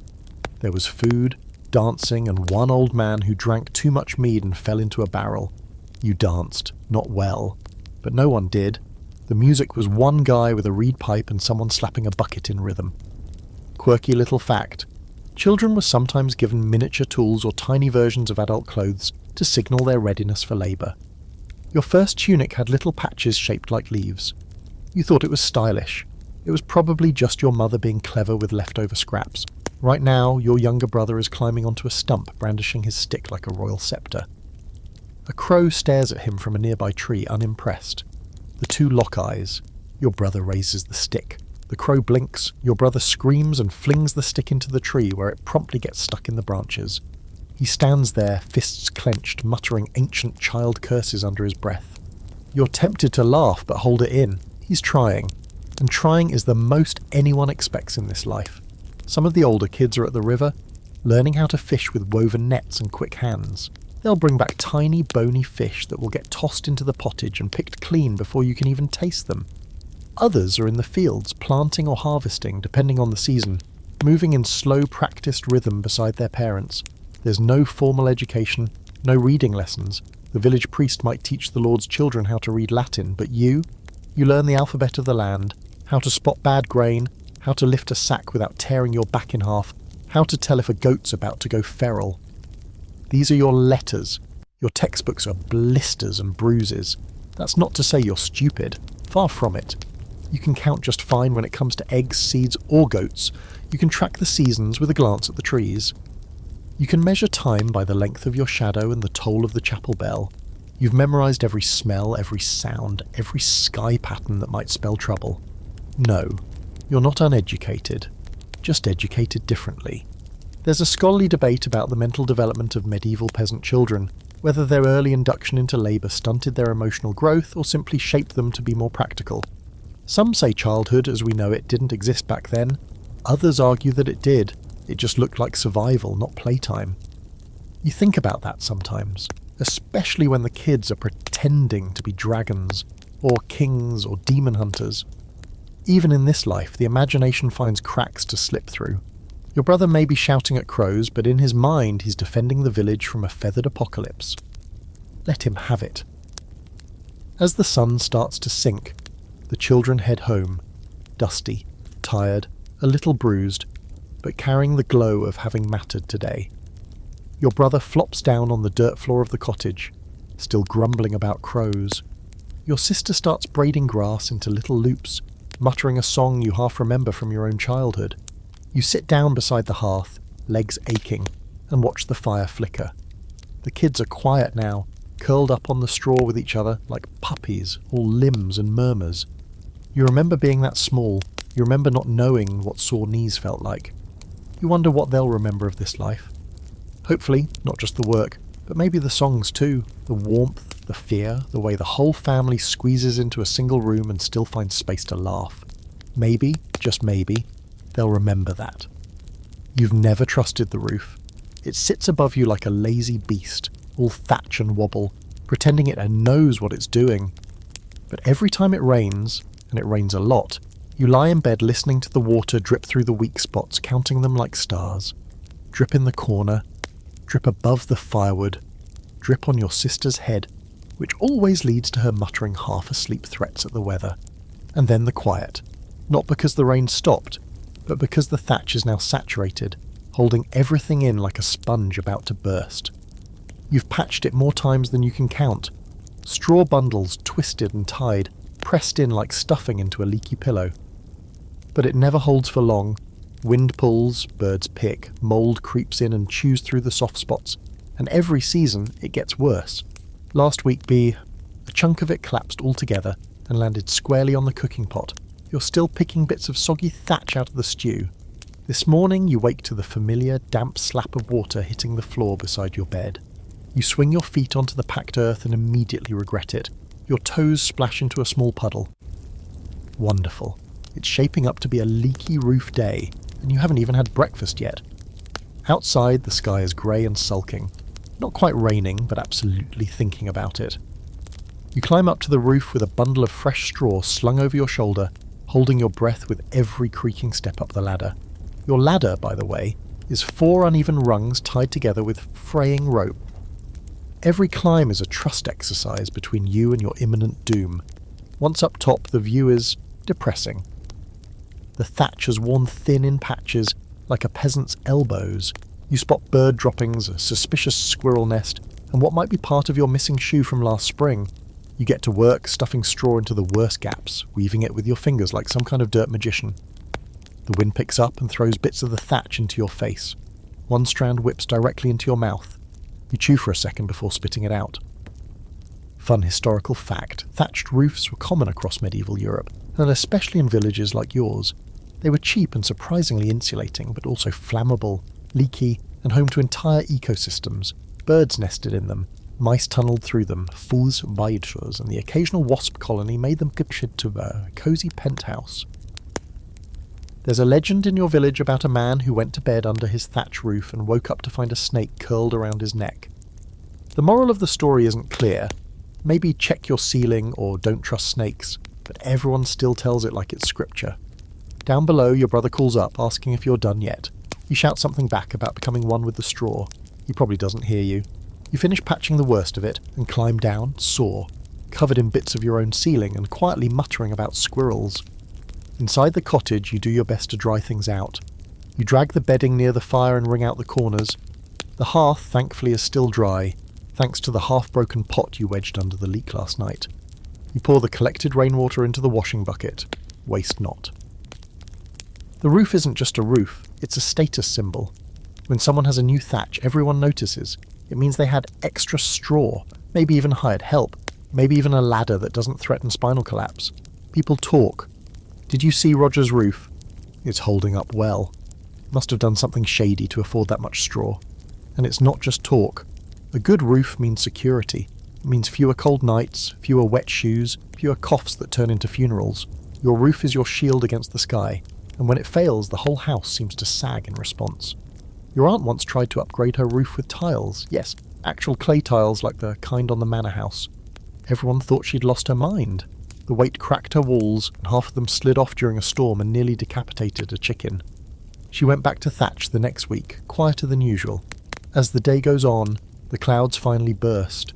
Rain comes down in sheets, and you feel a kind of grim pride watching the droplets slide off the new patches instead of through them. For now, you've won a tiny battle. Of course, the wind immediately changes direction, and the leak moves to a new corner you hadn't noticed. You throw a pot under it. Again. A quirky side note. Many peasants hung herbs and garlic from their roof beams, partly to keep insects away and partly to ward off evil. You've got a bunch of dried sage above the door. It doesn't do much for the bugs, but it smells nice when it rains. That night, everyone huddles close to the fire. The room smells like wet straw, smoke and boiled barley. You stare up at the ceiling and watch the shadows dance across the new thatch. You hope it holds. You hope the squirrel doesn't come back. You hope the roof doesn't decide mid-blizzard to become not a roof. There's a scholarly argument about how well medieval peasant homes were built. Some historians say they were sturdier than people assume, repaired, often passed down through generations. Others say they were temporary flimsy structures meant to be rebuilt every few decades. You think the truth lies somewhere in the middle. Your house is strong enough to stand, but weak enough to remind you every day that it could stop standing any time it wants. You fall asleep that night listening to the rain tapping the roof like fingers on a drum. There's something comforting in it, like being under a blanket made of sky. You curl into the straw mattress, damp but not soaked, sore but not broken. The roof creaks once, loudly, as if to say, "You're welcome." You whisper back, "Don't push your luck." You hear them before you see them, hooves pounding the road like a warning, clinking armour, and that obnoxious little horn that means nothing good is about to happen. You freeze, your hand still wrapped around a bundle of turnips you are about to toss into the stew pot, and you glance at your mother. She doesn't say anything, just slowly wipes her hands on her apron and sighs through her nose like someone preparing for a particularly bad sermon. Outside, the village is already stirring. Heads poke out of doorways, children are yanked back indoors, chickens scatter in a frenzy of feathers. The sound of hooves grows louder, and then, sure enough, he appears. The tax collector, flanked by 2 mounted guards and wearing the kind of smug expression usually found on cats watching you drop a plate. His horse is the cleanest thing you've seen all year. It smells like expensive leather and lavender, which you didn't even know was real, let alone something that could smell like that. He's already reading from a list as he rides into the square, shouting names and numbers. The guards dismount and start moving toward doors like they know exactly who owes what. And they do know. They keep excellent records, because heaven forbid a single turnip go untaxed. You stand in the doorway of your cottage as he reaches your name. Household of... He squints, clearly struggling with the pronunciation of your father's old Saxon surname. Yes, this one. Owes 1 goat, 2 hens, and a sack of barley. You swallow hard. You had 2 hens. One disappeared last week, and you're pretty sure the fox didn't ask for permission. The goat is half blind and mostly rude. And the barley? Well, you'd planned on eating that. I can offer a 1/4 sack and an extra hen, you ask, trying your best not to sound like you're bargaining with someone who can order your cottage burned down. The collector looks at you like you just suggested giving him mud in exchange for gold. 1/4 sack, he repeats flatly. You'll owe the rest in labour. The hen's acceptable. You don't ask what kind of labour, it never helps. You just nod and go inside to grab the hen, who promptly escapes and leads you on a full sprint through the back garden, across the communal path, and under Jeff's fence. He laughs so hard he nearly chokes on his breakfast. Fun historical fact, peasants paid taxes in all kinds of ways: labour, grain, animals, eggs, even honey if you were fancy. There were taxes for using the Lord's mill, taxes for marriage, taxes for having windows. If you lived near a bridge, guess what? Bridge tax. You breathe, tax. You finally capture the hen, return her in a flurry of feathers and silent rage, and try not to cry as the tax collector scratches your name off the list with a smug flick of the quill. Behind him, a young guard takes your barley and tosses the sack onto the back of a cart already groaning under the weight of the village's collective offerings. You see your neighbour's prized rooster sitting in a cage, looking personally betrayed. As they move on to the next house, the village exhales like one big shared breath of tension. No one talks much. What's there to say? You all gave up things you couldn't afford to lose. Again. Back inside, the stew is thinner now, no barley, just turnips and water, and the hollow feeling of being used. Your mother ladles it out silently and you eat it just as silently. It doesn't taste like food so much as surrender. The worst part, you expected this. Everyone did. The tax collector comes twice a year, and every time he asks for more. Last year, it was flax. The year before that, he took a whole pig from the village and told everyone to be grateful the manor wasn't charging interest. Someone had the audacity to ask what interest was. They spent the next week in the pillory. Quirky side fact, in some villages, taxes were collected in the form of eels. Yes, eels. Apparently they were considered valuable and lords would accept them as payment. You're just glad your lord hasn't heard about that, because fishing for angry water snakes sounds like the final insult. And here's the kicker. These taxes aren't even going to the lord half the time. Some go to the church, some go to a duke who hasn't visited in a decade. Some go to a king you've never seen, whose face is a rumour carved onto a coin you'll never hold. You give, and the road to wherever the taxes end up is paved with your broken buckets and empty sacks. That afternoon the mood in the village is sour. Children kick rocks with more force than usual. Adults mutter about how they'll make do. Someone jokes about brewing barley ale from thistle. No one laughs. There's a scholarly debate about how oppressive medieval taxes really were. Some historians argue that while taxes were heavy, they were regular and expected, a sort of grim routine. Others suggest they were unpredictable, punitive, and often corrupted by stewards who kept a little extra for themselves. You suspect the truth depends on the village, the lord, and how recently the steward bought a new horse. You spend the evening helping your sister mend a torn cloak, both of you quiet, both of you distracted. The fire crackles. A single drop of rain finds its way through the ceiling and plinks into the cooking pot. It's almost comforting, the familiarity of being slightly wet, slightly cold, and slightly hungry. Before bed, you step outside to relieve yourself and catch a glimpse of the cart disappearing down the road, barley and chickens rattling along behind the guards. One of them glances back, catches your eye, and gives a small, smug smile. You consider giving a very unholy gesture in return, but settle for spitting in the dirt. It's the peasant's version of protest. Back inside, the cottage is warm and dim. Your family is already asleep. You settle into your straw pile and pull the blanket over your shoulder, listening to the wind rattle the thatch. You think, not for the first time, that if you ever became a ghost you would haunt a tax collector. You were hungry, sure, but not that hungry. And now you're staring at your piece of bread like it just sprouted teeth and hissed at you. Something's not right. The crust looks normal, tough enough to survive a sword blow, but the inside is off. A strange greenish tint, like a mossy sponge. You poke it with one finger. It squishes. You sniff it and recoil. It smells like old hay, vinegar, and something vaguely metallic. You take a bite anyway, because what else are you going to do?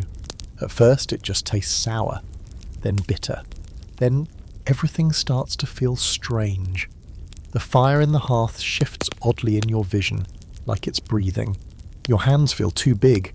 You try to speak, but your tongue is heavy, like it's full of bees. Someone across the room laughs, but the sound warps and echoes like it's coming through a well. You blink. Your sister has goat eyes. The roof is spinning. You realise just before your legs give out that the bread was spoiled. Not just mouldy, not just stale. No, this was ergo. You wake up hours later on the floor, drenched in sweat, throat dry, muscles cramping. Your mother is hovering over you, face tight with worry, pressing a wet cloth to your forehead. The rest of your family is quiet. No one makes jokes. Not even your brother, who once laughed when he accidentally set his own sleeve on fire. It's happened before, not often, but enough that everyone knows the signs now. Strange dreams, convulsions, burning limbs. Some people never wake up, others wake up different. Slurred speech, twisted hands, permanent tremors. You got lucky. This time ergot is a fungus. It grows on rye grain, especially during damp seasons, of which you've had plenty. It's invisible when ground into flour, impossible to detect unless you're looking closely. And you weren't. You were just hungry. And when you're hungry, bread is bread. Fun historical fact. Some scholars believe ergot poisoning may have been behind episodes of mass hysteria in history, like dancing plagues where entire villages flailed through the streets for days until they collapsed. Or those witch trials where possessed people claimed to see demons. Turns out maybe they were just poisoned by their own bread. You lie in bed the entire next day, muscles weak, vision swimming. Your thoughts come in fragments. You hear the clatter of pots, your mother muttering about the damp grain, someone outside arguing with the reeve about who's responsible. But mostly you just float in and out of fevered sleep, dreaming of bread that bites back and goats that speak Latin. Your mother tries to make you drink broth, but your stomach knots at the smell. She sets the bowl by your bedside anyway. The liquid is thin, greyish, probably turnip water, but it's all she has. You manage a few sips before the nausea returns. She doesn't say anything, just wipes your mouth with the edge of her sleeve. By evening, you're strong enough to sit up. Your legs feel like sacks of flour, but your head has stopped spinning. You look across the room at the loaf of bread on the table. It's still sitting there, accusingly. Your brother won't go near it. Your sister tried feeding some to the dog, who took one sniff and walked away with the air of someone who knows a cursed object when he sees one. There's now a small pile of mouldy grain by the hearth, drying out next to the fire. Your mother's picking through it by hand, squinting hard at every kernel, tossing anything even slightly suspicious into a separate bowl. That's the new feed for the pigs. Let them hallucinate for a change. Quirky side note. Some medieval folk believed spoiled bread was punishment from God for sin or unclean living. Others blamed demons, witches, or jealous neighbours. You once heard that rubbing garlic on your grain sacks could ward off evil spores. You tried it. Now everything just smells like soup. The priest stops by later that evening. He heard about the sickness, someone must have told him, and offers a blessing. He doesn't touch you, though. He stands just inside the doorway and mutters something in Latin, before splashing a little holy water toward your forehead. You thank him anyway. It's the thought that counts, even if you're not entirely sure he wasn't just muttering a grocery list. There's a debate in the village now about whether the whole grain store is poisoned. Some want to burn it all. Others say that's wasteful and only some of it was affected. The steward suggests boiling everything first, then drying it. But that takes wood, and wood means chopping trees. And chopping trees means another fight with the carpenter's brother, who swears the forest spirits are watching. So naturally nothing gets decided. You start feeling stronger by the third day. The cramps fade. Your appetite returns slowly, cautiously. You nibble some stew, this time made with oat mash and boiled roots. No bread in sight. You chew carefully, like you expect the spoon to sprout teeth and bite back. A few other villagers fall sick too. A boy from 2 cottages down begins ranting about glowing squirrels. Another man tries to walk across the river claiming it's just shallow air. The priest now carries extra holy water and casts suspicious glances at everyone's loaves. Your neighbour Jeff claims his entire family's started seeing ghosts. You're not sure if that's true or if he's just looking for an excuse to skip chores. There's a scholarly debate about how often ergot actually caused major health events versus being just one of many culprits in medieval illness. Some say it was overstated in later centuries. Others argue it's the hidden villain behind entire chapters of history. You don't care. All you know is that it turned your dinner into a near-death experience. By the end of the week, your family starts making bread again, this time from barley and oats, grain that doesn't host ergot as easily. It's coarser, flatter and chewier than usual, but at least it doesn't make your skin crawl. Your mother still inspects every kernel with the intensity of a miser counting coins. You don't complain. You've lost a lot to the weather over the years. Crops drowned, fields flooded, livestock sickened. But But losing your mind to your own bread, that's a new low. That night, as you lie in bed staring at the roof, you think about the loaf, the mouldy green insides, the way your vision twisted, the way your body betrayed you. You've been poor your whole life, but that bread made you feel cursed, like the world had decided you'd had enough dignity and came to take the rest. From now on, you'll watch the grain more closely. You'll dry it faster, store it higher, squint harder. Because in a world where even your food can try to kill you, paranoia isn't just survival, it's a skill. You stand at the edge of your field, hands on your hips, chewing the inside of your cheek like it owes you something. The plants, what's left of them, are brownish, wilted, and slumped over like they gave up halfway through existing. The barley has gone patchy, the onions are barely poking through the soil, and the peas, well, let's just say the peas made other plans. Maybe they packed up and moved to France, you wouldn't blame them. It's early summer, and the harvest is supposed to be shaping up right about now. But this year is bad. Not disastrous yet, not total famine bad. But you know the signs. The soil is too dry, the rain too late. The warm spell came early and cooked your seedlings. Then the cold came back like a drunken uncle, stumbling in with frost and killing half of what you managed to coax out of the earth. You rub your hands together, dust and disappointment flaking off your skin. You've been through lean years before, everyone has. But there's something about this one. Something slow, creeping, like rot you can't see yet but you smell in the air. A low-level dread clinging to the edges of the season. Back at the cottage, your mother's already taking stock. She's pulled everything out of the larder, laying it on the table with grim precision. 3 jars of turnip pickles, half a sack of oats, a few crusts of hardened bread that could double as building materials, and a single smoked fish wrapped in cloth like it's royalty. That's it. That's your buffer. The harvest fails, and this is what stands between your family and winter.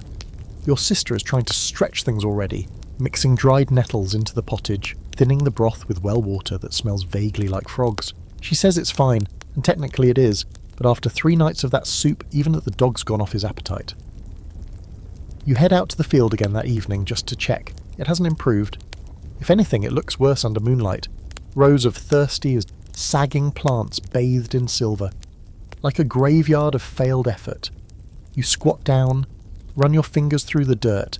It crumbles too easily, dry, brittle, barely clinging to life. You could pray for rain, but you're starting to think God's inbox is full. Fun historical fact. Medieval peasants didn't just rely on faith. They also turned to all kinds of folklore and farming rituals to coax out good harvests. Some villages sang to their crops. Others buried bits of bread or coins at the corners of fields. You once helped old Mana bury a dried frog under her beans. It didn't help, but she claimed the beans tasted less resentful that year. You consider digging out a frog tomorrow, just in case. There's a tense atmosphere in the village now. People are noticing how fast their stores are shrinking. Every conversation starts with weather and ends with complaints about the miller taking too much grain, or the steward increasing the tithe, or someone's goat mysteriously going missing. Jeff insists someone's stealing food. You're not sure he's wrong.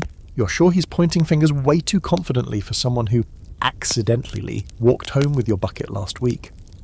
Quirky side detail. During famines, there were reports of people making bread from ground-up tree bark, moss, even dried bones. Bone bread. That's where we're headed if the rains don't come soon. There's also the problem of pests. Not rats, they are always here, but bugs, caterpillars, beetles, and some strange black larvae that's taken a liking to your cabbages. They showed up 2 weeks ago and have been steadily eating their way through your future 1 leaf at a time. You tried picking them off. Then you tried boiling a nasty-smelling potion of garlic and ash to spray on the plants. That just made everything smell like spicy failure. You visit the church one morning and light a candle for St. Isidore. Again, the poor man's probably tired of hearing your voice.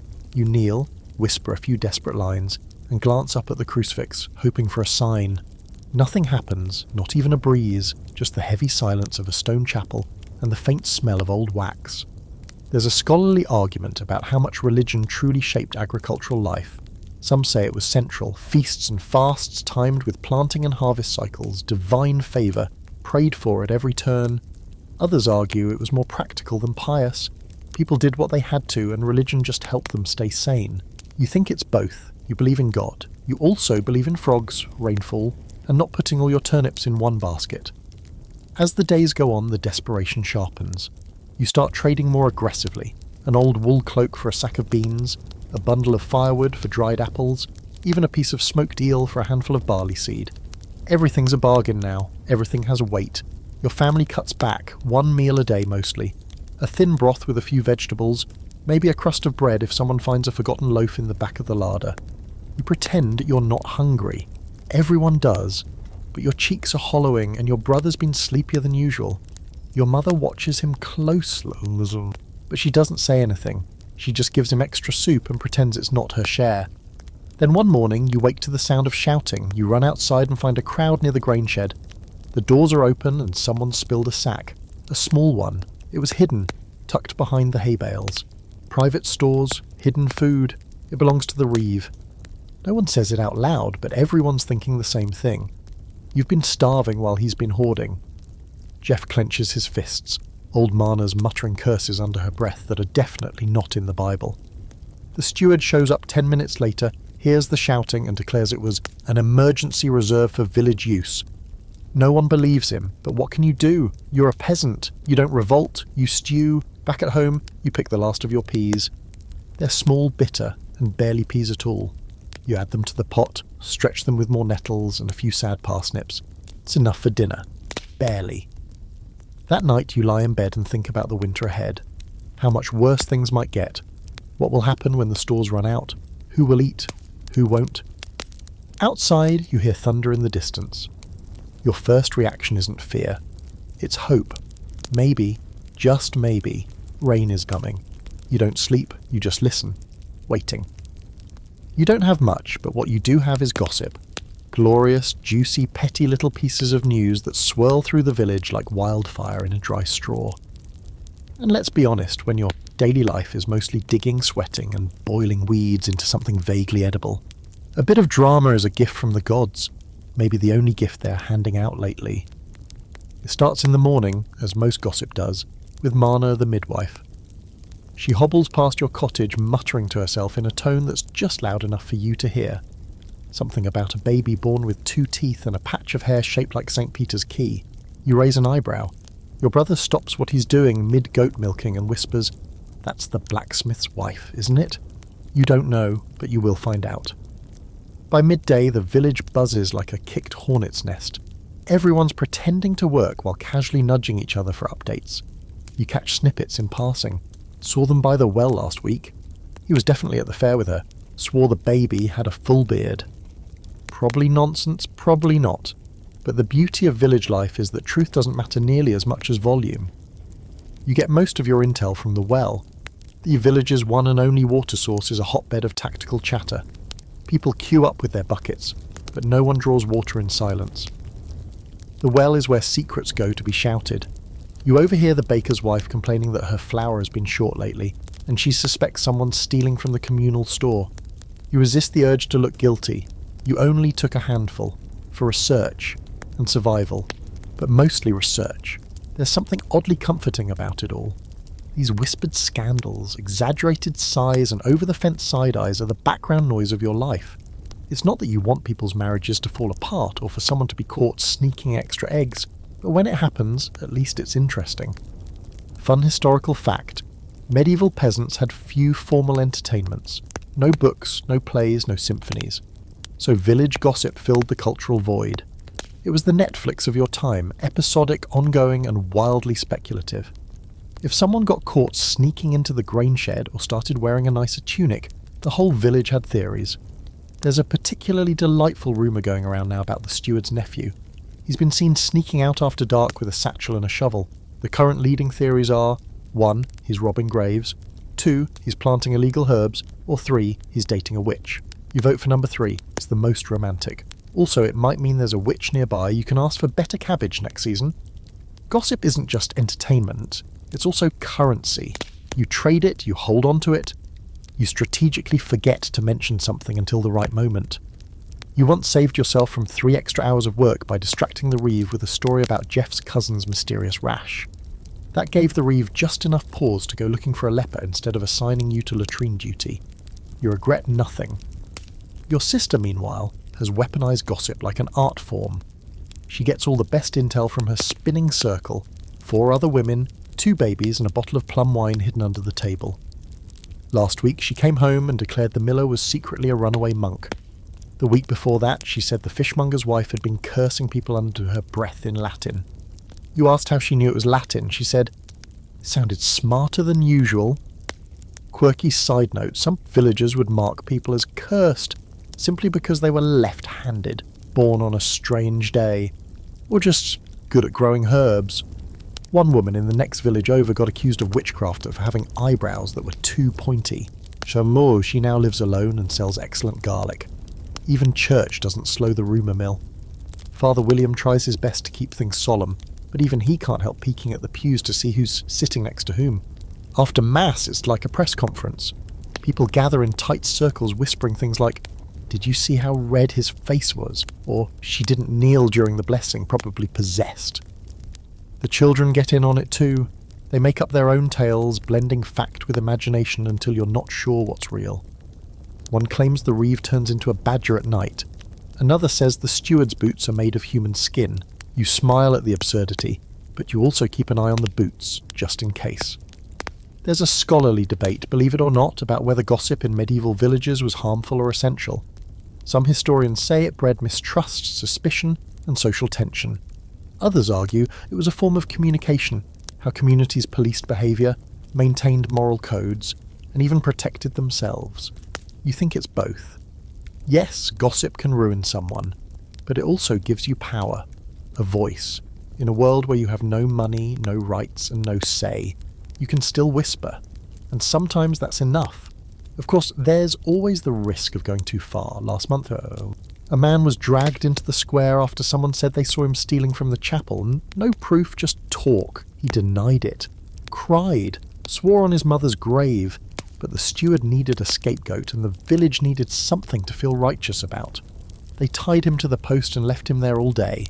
You brought him water when no one was looking. He never said thank you, just stared at the ground, broken. So yes, you enjoy the gossip, but you've learned when to keep your mouth shut. Tonight, after dinner, your family gathers by the hearth. Your brother retells the latest village drama with the dramatic flair of a bard. Something about 2 goats, a broken fence, and a love triangle that may or may not involve the blacksmith's apprentice. Your mother shakes her head but listens closely. Your sister laughs so hard she snorts. Even your father, who rarely speaks, cracks a smile. For a moment, the weight of hunger, labour and debt lifts. For a moment, the cottage feels warm not just from the fire, but from shared absurdity. You stretch out on your straw bed, full from the thinnest of stews but content in a strange way. Tomorrow will be hard again. But tonight, you've got stories. You close your eyes to the sound of giggles and whispered theories. Long live the village rumour. It starts with an itch, right behind your knee, in that spot that's impossible to scratch without either dislocating your entire leg or giving up completely. You ignore it for a while, scratch it with your foot, pretend it's nothing. But then there's another itch, on your shoulder, then your scalp, then your lower back. By the time the sun's high, you've scratched yourself halfway into oblivion and accepted the harsh truth. The fleas are back. Again. You want to be shocked, really, maybe a little insulted. But the truth is, this is just life in a medieval peasant body. Clean one week, itchy the next. It's the cycle of things. You check your tunic. Yep, there they are. Tiny black specks leaping around like they're throwing a festival.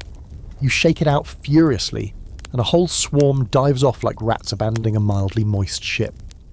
Inside the cottage, your family is going through the same plague. Your sister is scratching her arms with a broken comb, your mother is boiling her only shawl in a pot with a handful of herbs, and your brother has given up completely and just rolled in ashes. You raise an eyebrow and he shrugs. "The bugs hate it," he mutters. You're not convinced, but he does smell worse than usual, so maybe it works.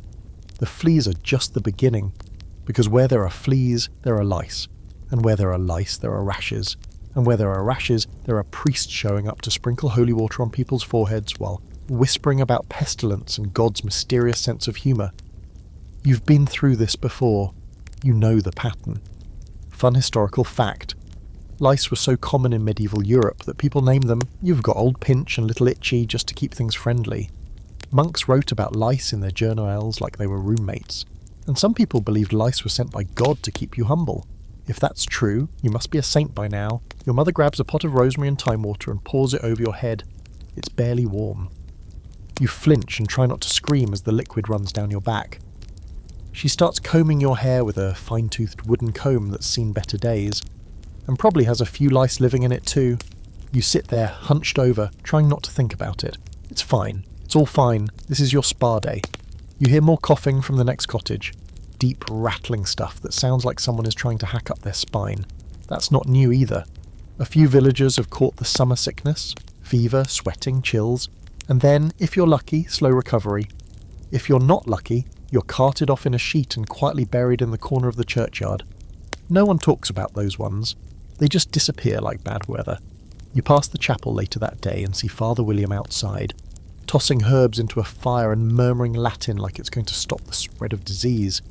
The smoke smells like burnt sage and regret. A few people are watching, hoping it'll work, hoping anything will. You stand for a moment and wonder how something you can't even see can take down a grown man faster than a sword. It's not the glory kind of death, but it's the most common one around here. Inside the village there are whispers again. Not the fun kind, not the Jeff stole someone's goat kind. This is the scary kind. Rumours about something worse spreading in the south. A plague, they say. Some kind of sickness that makes your skin turn black and your breath rot.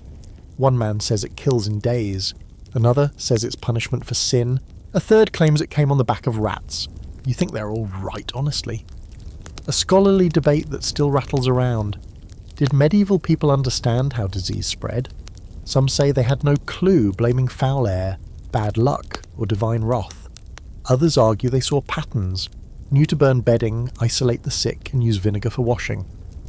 You think most people figured it out by trial and error. Mostly error. Your own approach is a bit of everything. You air out the blankets, you keep the animals outside except the goat who refuses to leave.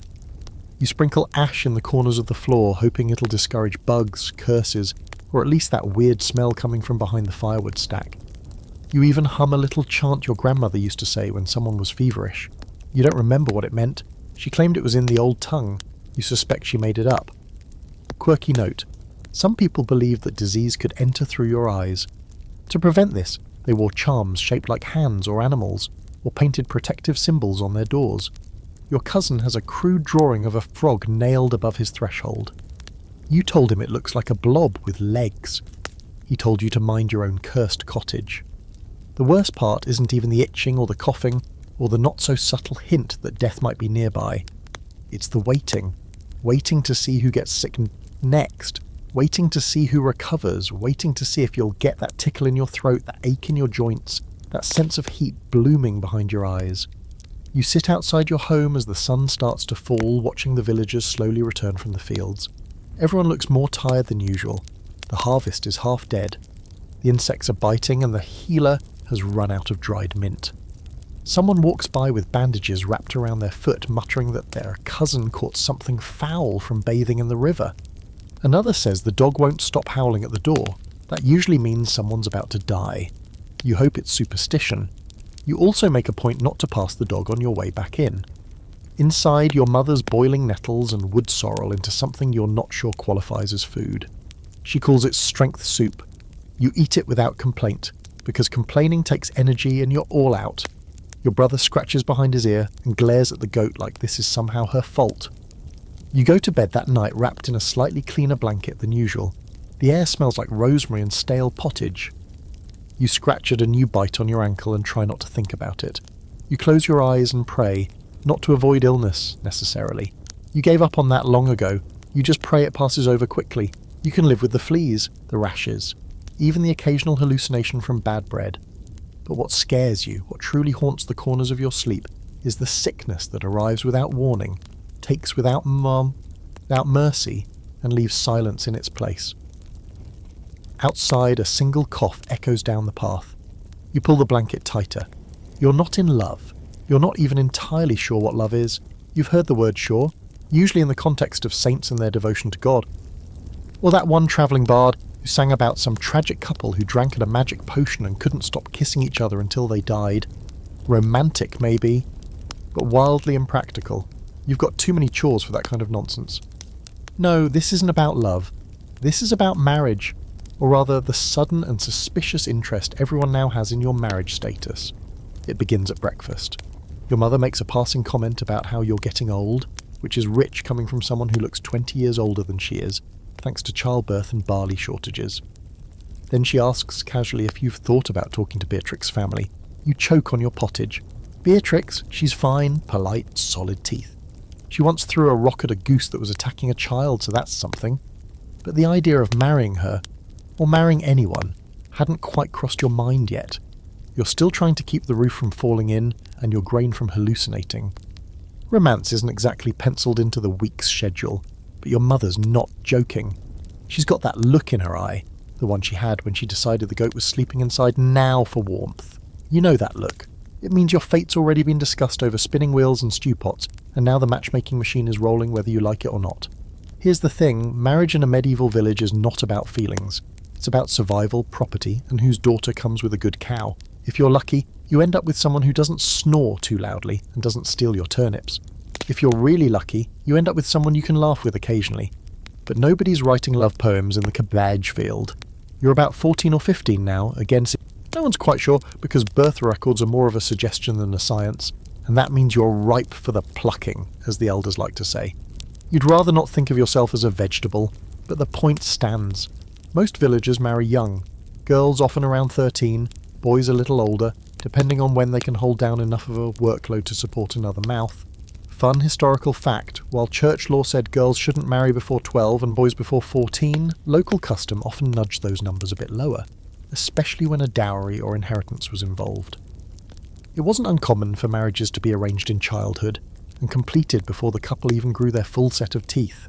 Quirky detail, there were local marriage customs you had to follow, some of them charming, some deeply confusing.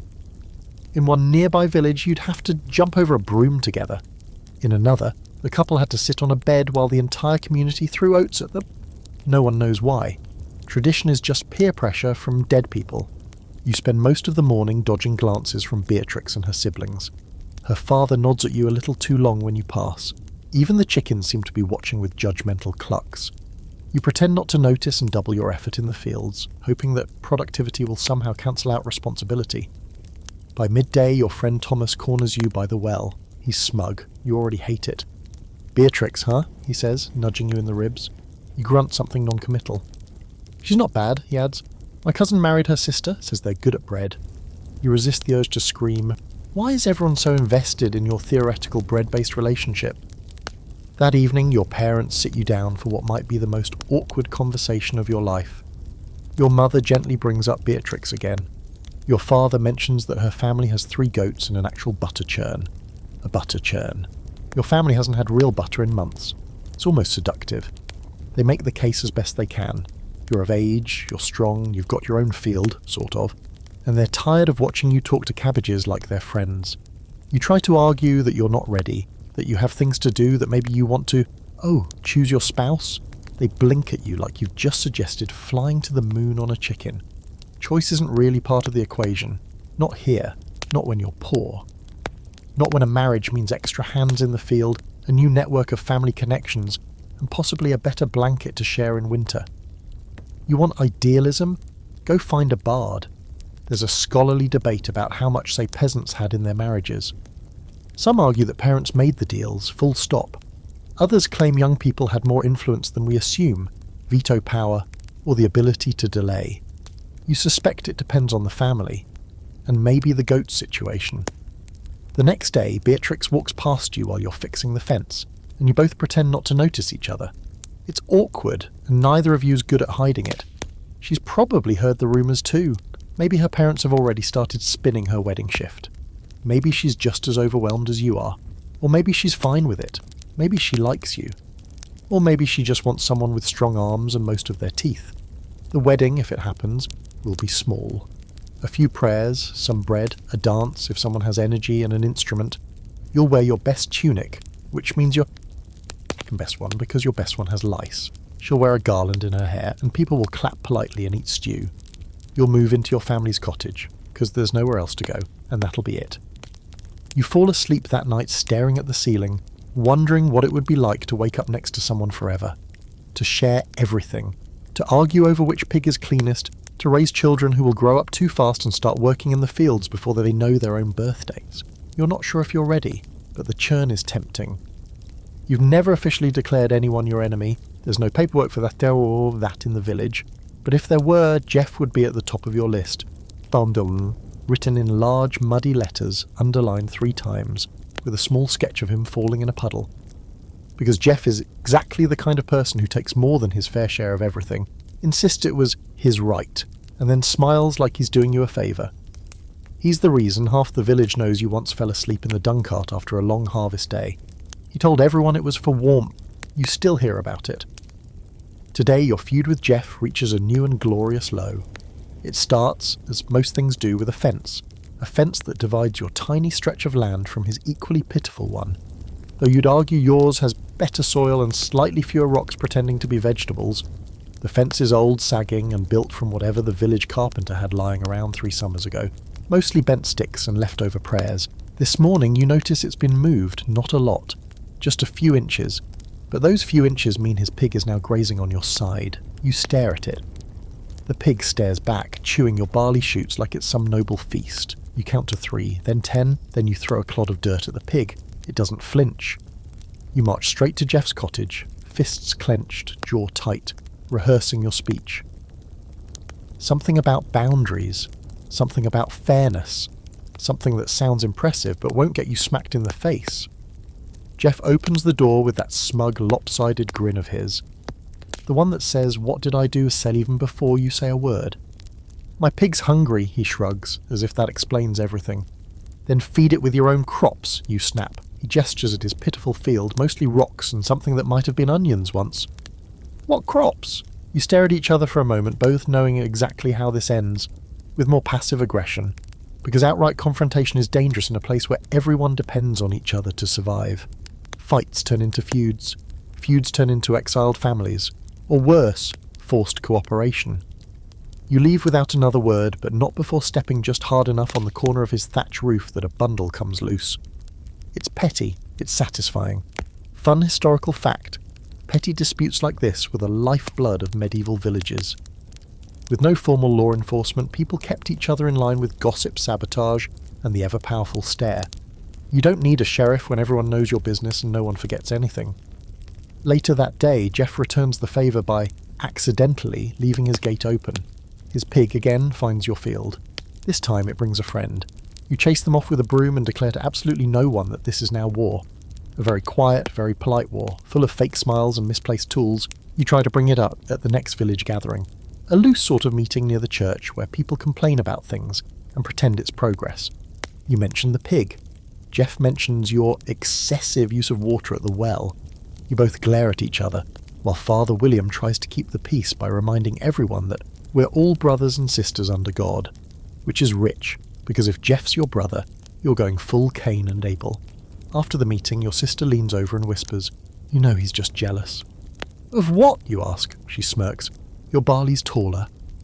You want to believe that. Maybe it's true. Maybe Jeff sees your half-dead patch of field and thinks, why not make it worse? Or maybe he just enjoys being a thorn in your side. Some people don't need a reason. Quirky side note. Villagers often settle disputes with field courts, informal meetings where a few elders would listen, nod thoughtfully, and then decide based on how many chickens each side could provide. Justice wasn't blind, it was hungry. You try to take the high road, but the high road is muddy, and Jeff's already on it, tossing rocks into your path. You consider more creative solutions, maybe bribe his pig with better scraps and lead it into the woods. Maybe plant something poisonous along the fence line. Nothing lethal, just enough to give the pig very strange dreams. But then something changes. You wake up one morning to find Jeff's cottage quiet, his field untouched. His pig, only one now, is tethered and grunting mournfully. No fire in the hearth, no muttered cursing, just silence. Turns out, Jeff's youngest got sick.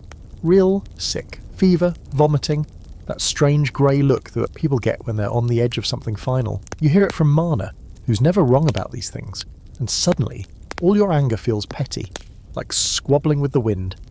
Because beneath the mug grin, the stolen barley, the dumb pig, Jeff's just like you, broke, scared, tired, trying to survive a system that gives no one room to breathe. You bake an extra loaf that night. It's not much, hardly more than oat and nettle mash, but you wrap it in cloth and leave it by his door at dusk. No note, no eye contact, just bread, because you don't want to win a feud. You want your neighbour's kid to live.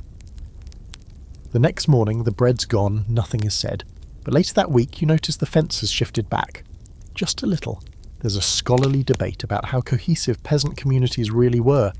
Some say they were tight-knit, communal, bound by shared suffering. Others argue they were fractured, full of rivalry and quiet resentment. The truth is, you think both. You can hate someone and still help them. You can feud and forgive. You can chase their pig one day and pray for their child the next. Because out here, the land owns you both. And the rain doesn't care who started what.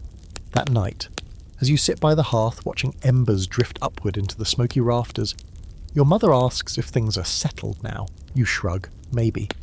Did you eat the good bread? Your brother asks. You glance over at him and smirk. No, I gave it away. He stares at you like you've just offered to marry the goat. Why would you do that?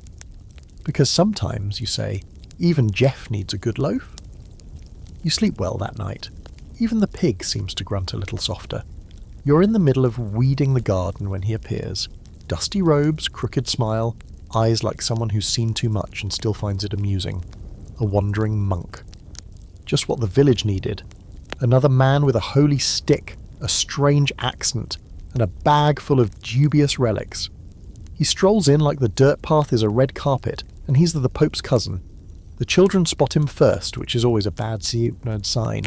They swarm around him, laughing and grabbing at the sack slung over his shoulder. He lets them, chuckling in that vague, unsettling way monks always do when they're about to say something cryptic. You pause, one knee in the mud, and watch him like you'd watch a fox circling the henhouse. Monks pass through, now and then, always on a pilgrimage, always sent by God, and somehow always arriving right before something strange happens. They tell stories, they preach repentance, they ask for offerings, and sometimes they stir things up just enough to make the reeve sweat and Father William roll his eyes so hard you worry they might get stuck. This one, Brother Aldrich he calls himself, wastes no time. By sundown he's standing near the well with half the village gathered around, speaking in a voice that's both gentle and sharp like someone wrapping a dagger in a bedsheet. He's preaching about sin. That's how they all start. Sin is everywhere, he says. In the bread, in the soil, in your thoughts, your dreams, your lazy brother who overslept yesterday. Everyone is guilty. He talks about the end of days, fire, thunder, the sky raining blood, the usual bedtime stories. He claims he's seen signs in the east, blighted crops, deformed animals, a woman with two shadows. Someone gasps. You squint and whisper to your sister. Could have been two women standing close together. She snorts. The monk glares in your direction. Fun historical fact. Wandering preachers, especially after major famines or plagues, had enormous influence in rural communities. They were seen as holy messengers or, depending on their vibes, dangerous heretics. Some were harmless, others not so much. Brother Aldrich isn't wrong exactly. Things have been bad. Crops have failed. Rain comes too much or not at all. People are getting sick. The last wedding had more coughing than dancing. But his solution? That's where things get slippery. He starts talking about penance, hard penance, not just prayer and fasting. We're talking barefoot pilgrimages, flagellation, giving up your only blanket so the church can send warmth to heaven. The steward is delighted. Less comfort means more control. Father William, however, looks like he's chewing gravel. You've seen this look before, the last time someone tried to preach about reforming the village's moral backbone. That ended with a burning cart and someone crying about missing chickens. By the second day, the monks got a little following. Mostly the older villagers, some of the more nervous mothers, and that guy who always claims his dreams come true. They walk behind Aldrich like baby ducks, repeating his words, looking suspiciously at anyone who eats too much bread or dares to smile on a fast day. You try to stay out of it. You've got weeds to pull, goats to chase, and not enough time to ponder eternal damnation. But on the third day, Aldrich declares the village is under a curse, and suddenly it's personal. He says the sickness, the bad harvests, the poisoned grain, it's all the result of moral decay. Someone, he claims, has brought sin into the village. Someone is keeping idols, practicing old rites, whispering to trees, or talking back to the church. The crowd murmurs. You don't like where this is going. That night the gossip changes tone. It's no longer about whose cow wandered off. It's about who might be cursed, who sings strange songs, who never bows their head all the way. You feel it like a fog creeping in. Suspicion, paranoia, fear. Quirky historical tidbit. In rural areas, Christian beliefs often mixed with older pagan traditions. People still whispered charms over their seeds or left offerings in the woods. Most of it was harmless, protective stuff, but during hard times, these customs were suddenly evidence of heresy or devilry. The line between folklore and witchcraft was as thin as your soup. You remember your grandmother's stories. She used to mutter a blessing over the fire every night and bury a bit of bread at the edge of the field during planting. To keep the land honest, she'd say. Father William never liked it, but he tolerated her. After all, she made excellent soup and knew how to deliver a baby faster than he could recite a psalm. But now, with Brother Aldrich stirring things up, those little traditions aren't charming anymore. They're dangerous. You hear whispers that someone saw a charm buried near the riverbank. Someone else claims they heard singing in the woods. You don't say anything, but you remember you sang there last week, alone, just to hear your voice echo. You lay low for the next few days, help your mother with mending, fetch water. Avoid the crowd, but Aldrich is relentless. He starts organising night prayers, long, exhausting recitations with everyone standing in the square, swaying like reeds in a storm, whispering about fire and judgment. You attend one, just once. It's eerie. The silence between chants is thicker than the smoke from the torches. Father William finally snaps. He calls Aldrich out during Mass, says he's no better than a travelling bard with a robe and a good memory for scary stories. Says fear isn't faith. Says the village is struggling, yes, but struggle isn't proof of sin, it's just life. And if God sent rain only to the righteous, we'd all be living in a desert. There's a long silence. Aldrich stares, then he smiles and bows, and leaves. Just like that. No farewell sermon, no demands, just disappears before dawn with his sack and his shadowed eyes. The village is quiet for days afterward. No one knows what to say. Some people feel relieved. Others are disappointed, like they've lost something powerful. But slowly things shift back to normal. The weeds return, the pigs grumble. The gossip refocuses on whose roof is sagging and who's hoarding onions. There's an open debate among historians about whether these kinds of preachers helped or hurt their communities. Some inspired reform and unity. Others sowed division, suspicion, and even violence. You think Aldrich meant well, probably, but when people are desperate, even kindness can burn. You walk by the well later that week and see someone's left a coin there. A small offering, maybe to God, maybe to Aldrich, maybe just a habit someone can't break. You drop in a pebble and listen for the splash. Then you whisper something, not a prayer, exactly, just a wish. Let next season be better. The ale is warm, cloudy, and tastes vaguely like someone strained it through a haystack, but you drink it anyway. Not because it's good, it's not, but because it's safer than the water. And your throat feels like you swallowed a handful of dust.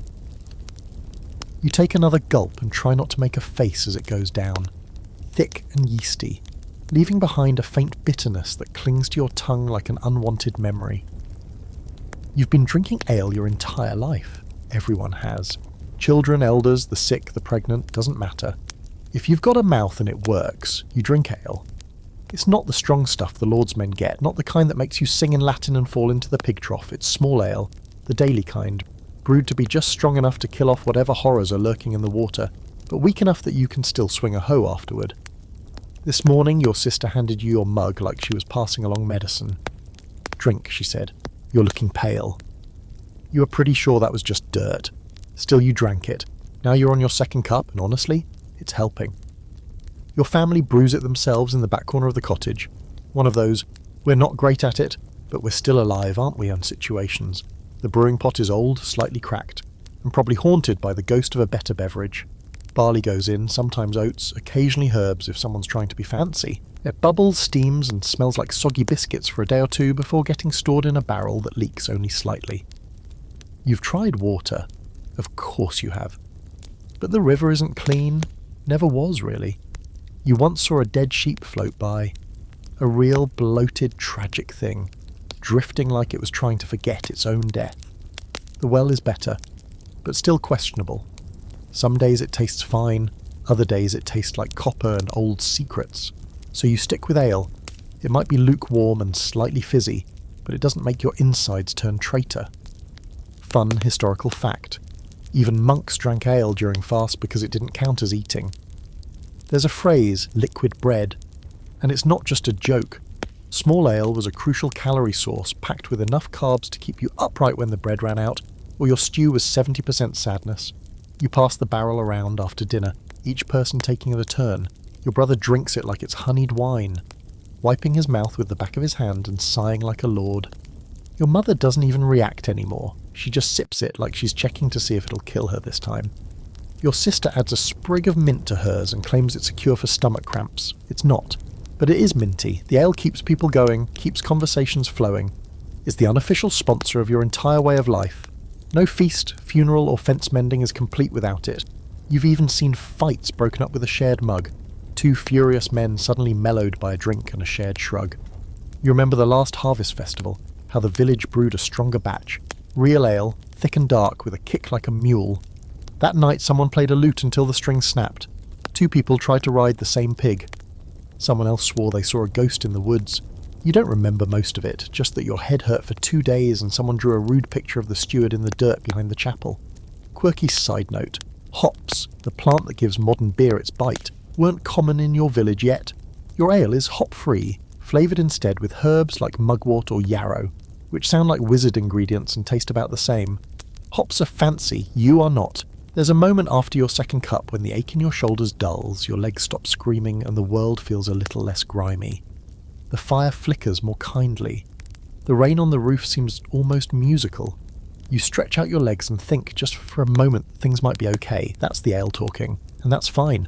There's a scholarly debate, and believe it or not, about how inebriated medieval people were on a daily basis. Some argue that even small ale had a noticeable effect, meaning everyone was tipsy all the time. Others point out that people had high tolerance, and it was more like drinking mildly aggressive porridge.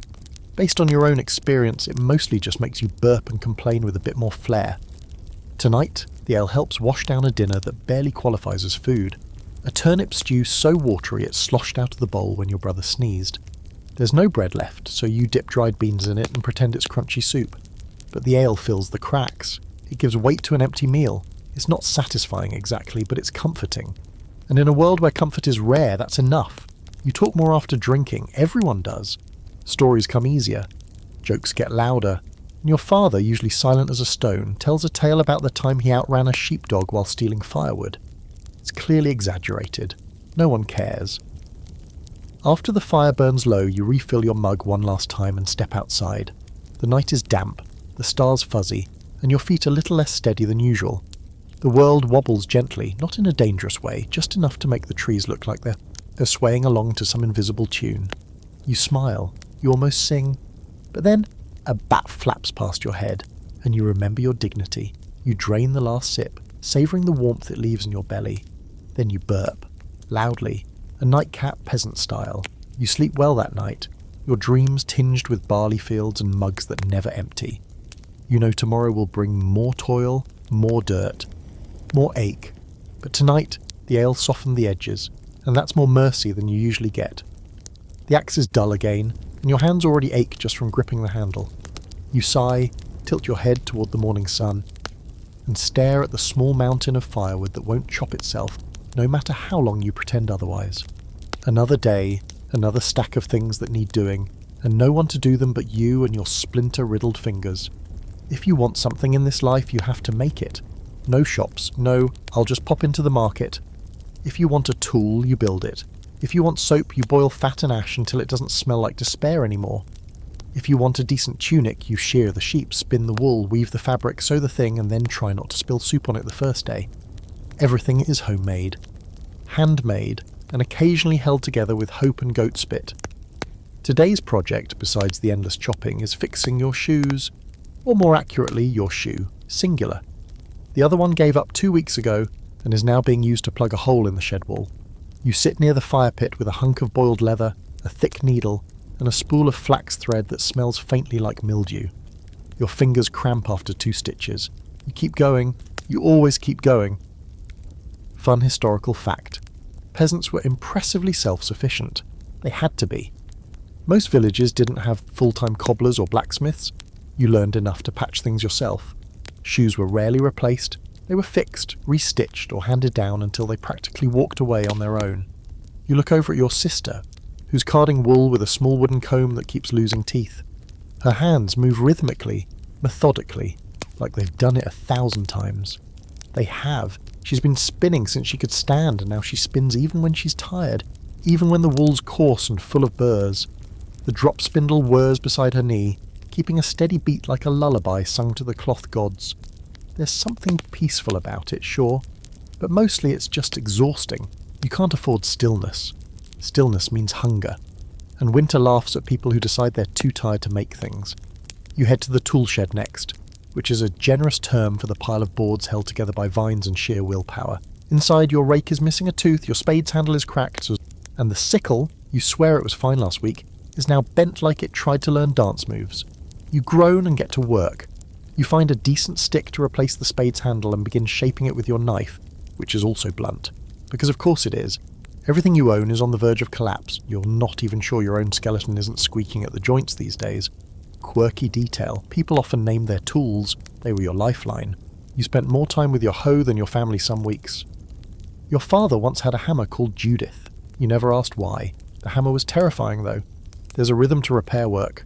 Chop, carve, test, fail, try again. It's frustrating. But it's also the only way anything gets done. You feel a weird satisfaction when the new handle finally fits into the socket. You hold it up like a trophy. No one cheers, but the goat bleats approvingly. This is what your ancestors did. This is what you do. You aren't just a farmer. You're a carpenter, a leather worker, a tailor, a brewer, a builder, and sometimes, when the cow's sick, an amateur veterinarian. You've stitched wounds, pulled splinters, extracted teeth, and once helped with a birth that involved more screaming than you thought possible outside of battle. There's a scholarly debate about how skilled peasants truly were. Some claim you were barely scraping by, making things just good enough not to collapse. Others argue peasants developed a deep knowledge of dozens of trades passed down through generations. You know where you stand. You're not a master of anything, but you're just competent enough not to die. Most days. Your tunic has 3 patches, each from a different season. You remember the exact moment you tore each one, running from a wasp swarm, falling into a bramble bush and tripping over a pig, respectively.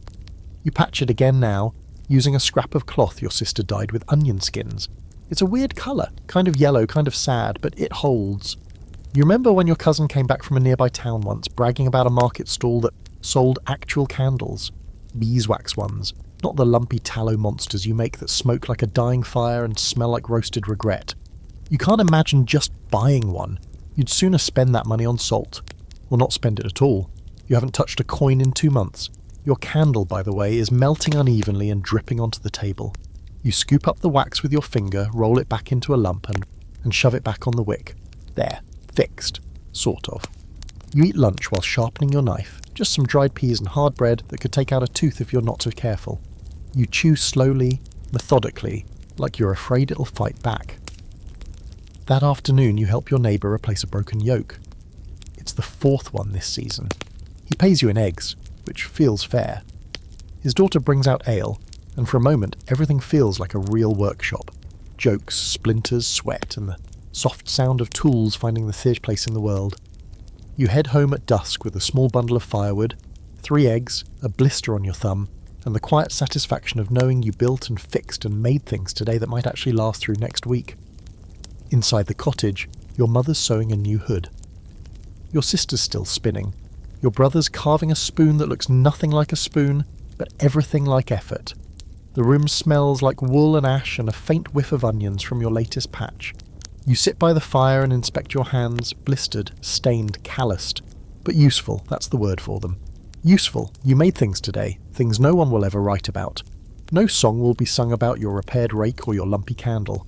But they'll work, they'll hold, they'll keep your family warm and fed and dry, and sometimes that's enough.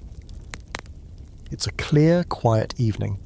The kind where the sky looks like someone polished it with a cloth made of stars. The fields have gone still. The animals are locked away. The air smells of cooling earth and wood smoke. It should be peaceful, and it would be, if not for the very real and growing sense that you're being watched, or followed, or both. You grip your lantern tighter. The flame flickers low inside, throwing just enough light to make shadows dance in unpleasant ways. You didn't mean to stay out this late. You just wanted to gather a few extra nettles along the tree line before the sun dipped. But you lost track of time, and now you're halfway between the forest and your cottage, in that stretch of open nothing that might as well be a target painted on the ground. Your ears perk at every sound, an owl hooting, something skittering in the brush, twigs snapping behind you. You tell yourself it's nothing, probably a squirrel, maybe a fox, definitely not a bandit. Or a ghost, or one of those feral monks people whisper about. Definitely not. You start walking faster. Because here's the thing, no one really goes out after dark in your village unless they have to. Night belongs to the other stuff, things that don't have names, or do, but you never say them out loud. Wolves, sure, you've seen their tracks by the stream, and once a farmer lost a sheep and half a foot defending his flock, but it's not the wolves that keep people inside, it's the things beyond the wolves, the things that don't leave tracks. Your grandmother used to tell stories by the fire, not bedtime stories. These were the kind of tales that made you sleep with one eye open. Stories of women with no faces who weep behind the churchyard wall, of men who go into the woods and come out changed, their eyes too wide and their shadows too long, of music that drifts across the fields from nowhere, and if you follow it, you forget your name. Fun historical fact. Medieval people didn't separate the natural world from the supernatural the way modern folks do. Forests, moors, hills, all were alive with unseen things. The world was full of spirits, saints, devils, and the occasional talking animal. Superstition wasn't silliness, it was survival. You reach the edge of the path and glance toward the tree line. A shape moves, fast, silent. You stop breathing for a second. The lantern flame wobbles, then it bleats. It's a goat. You exhale so hard your knees almost give out. Just a goat. One of the neighbours, probably. Still you mutter a small charm under your breath. The one your mother taught you when you were little, made up of broken Latin and stubborn hope. And keep moving. There are stories of bandits in the woods too, actual human ones, which somehow feel less scary than the supernatural. They travel in loose bands, usually desperate, always hungry, sometimes armed. They don't bother with villages often. Too many torches, too many dogs. But a lone traveller? That's easy pickings. You once saw the aftermath of a cart robbery. A broken wheel, blood on the dirt, and a whole trail of footprints leading back into the trees. No one talks about it now, but you remember. You clutch the lantern and walk faster. There's a scholar's debate about whether medieval travel was truly dangerous or if the stories are exaggerated. Some argue that people moved around more than we think. Traders, messengers, pilgrim, mostly unbothered. Others insist the roads were full of threats, and anyone travelling alone was either brave or very stupid. You're neither. You're just stuck. The moon rises higher, casting pale light across the fields. It makes everything sharper. Crows sleep in the bare trees like black fruit. The thatch roofs of the village shimmer faintly with dew. And still, you don't feel safe. Not yet. Not until you're through your own door with the latch drawn and the fire lit. You think of the woods again, of how they look in daylight, inviting green, dappled with sunlight. Then you think of how they feel now. Massive, dark, full of that doesn't belong to anything you can name. It's not just wolves, it's the unknown. The silence that listens back. Quirky side note. Some villagers believed in night spirits that could follow you home. To keep them out, people painted symbols on their doorframes, hung herbs over the windows, or slept with a piece of iron under their pillow. You personally have a bent nail in your boot for protection. Your sister calls it silly. But she also doesn't go out after sunset. You see the first cottage ahead. Its windows glow with firelight. You want to run, but you don't. Running invites notice. Running says you're prey. So you walk, steady, measured, like you're not completely terrified of being snatched into a hedge by something wearing your cousin's face. You pass Jeff's house. His dog barks once. You nearly drop the lantern. Jeff shouts from inside, something rude, and the dog quiets. You offer a silent thank you to both of them and keep going. Finally, your own door. You open it fast, step inside, and slam it shut behind you, throwing the latch with a satisfying clack. The fire's low but warm. Your sister looks up from her spindle, eyebrows raised. Out late, you nod. Goat! She shrugs, as if that explains everything. And maybe it does. You set the lantern down and peel off your outer tunic. It's damp with sweat and fog, your heart still racing. You take a moment. Breathe. Your mother hands you a bowl of stew, barely food, more of a suggestion. but you eat it like it's a banquet, because you made it home, in one piece, with no shadow trailing behind you. That night you sleep with your knife nearby, just in case, and a nail in your boot, and the words to that charm still on your lips, because the woods are real, the wolves are real, and some things don't need names to be dangerous. Winter doesn't arrive so much as ambush you. One day you're out in the field complaining about the mud between your toes, and the next there's a crust of frost on the inside of your window, and your breath comes out in thick white clouds. Even indoors, you knew it was coming. You felt it creeping in around the edges, in the wind that started to bite, in the way your bones complained louder than usual. But nothing prepares you for the first real week of deep, medieval winter. The thatched roof doesn't stop the cold, it traps it. You wake up stiff, like your joints have been replaced with splintered wood. Your blanket, a patchy thing stitched from worn-out tunics and old goat fur, is barely enough. Your breath fogs in the air above your face. Somewhere near your feet, your sister mutters in her sleep and pulls the blanket tighter. You're all packed in close, 4 bodies in a small smoky space, sleeping in a row like firewood, sharing every scrap of warmth like it's gold. The fire has gone out. Of course it has. The coals are barely glowing, and you definitely forgot to bank it properly before sleep. Your mother gives you that look, just a glance really, but you feel it like a slap. You scramble up and start piling on kindling with numb fingers, whispering apologies to the ashes. Lighting a fire in winter is less of a chore and more of a ritual sacrifice. You kneel, blow gently, adjust the wood, curse creatively under your breath, blow again. The spark flares, fizzles, flares again. Finally, with a little prayer and a lot of luck, it catches. The flame grows, casting flickers of light against the frostbitten walls. Everyone sighs. You've bought another hour of not freezing. Fun historical fact, medieval peasants didn't have chimneys, just a central fire pit and a small hole in the roof to let out smoke, which worked about as well as you'd expect. Most of the time, the cottage filled with a thick, throat-burning haze. Your eyes sting constantly, and everything you own smells like someone tried to smoke it like meat. Food, if you can call it that, is a twice-a-day affair at best now. Breakfast is usually just a mug of ale or watered-down gruel, warm enough to pretend it's nourishing. Dinner? Stew. Always stew. You've eaten stew for so long you're beginning to dream in broth. It's full of roots that keep growing eyes, dried beans that never quite soften, and chunks of bread that have long since stopped caring about flavour. Still, it's hot. That counts for something. You glance at the pantry shelves and try not to calculate how long the sacks will last. 2 weeks, maybe 3 if your brother stops sneaking extra. And that's assuming nothing goes mouldy, nothing gets stolen, and no one gets sick. Which is a big ask, considering your immune system is currently being tested by a cold so severe you've started naming your sneezes. Outside, the village has gone still. The usual clatter of buckets, the creak of carts, the shouting and gossip and chicken chasing all muffled under a blanket of snow. The paths are hard-packed and slick. The trees are bone-white skeletons. The fields look like empty promises. You step outside to pee and regret it instantly. Your body clenches in protest. You make it 3 steps, do your business behind the shed, and sprint back inside like the frost is chasing you. There's a quiet to winter that's both beautiful and creepy. It softens the edges of things, no smells, no heat, no movement. But it also feels like the world has stopped breathing, like everything's holding still, waiting to see who makes it through. Quirky side note. Villagers used to tell stories about old winter, a spirit or crone who wandered the countryside with a cane, bringing snow and death. If your house were dirty or your hearth unlit, she'd knock. If she found you lazy, she'd steal your breath in your sleep. You keep your floor swept, just in case.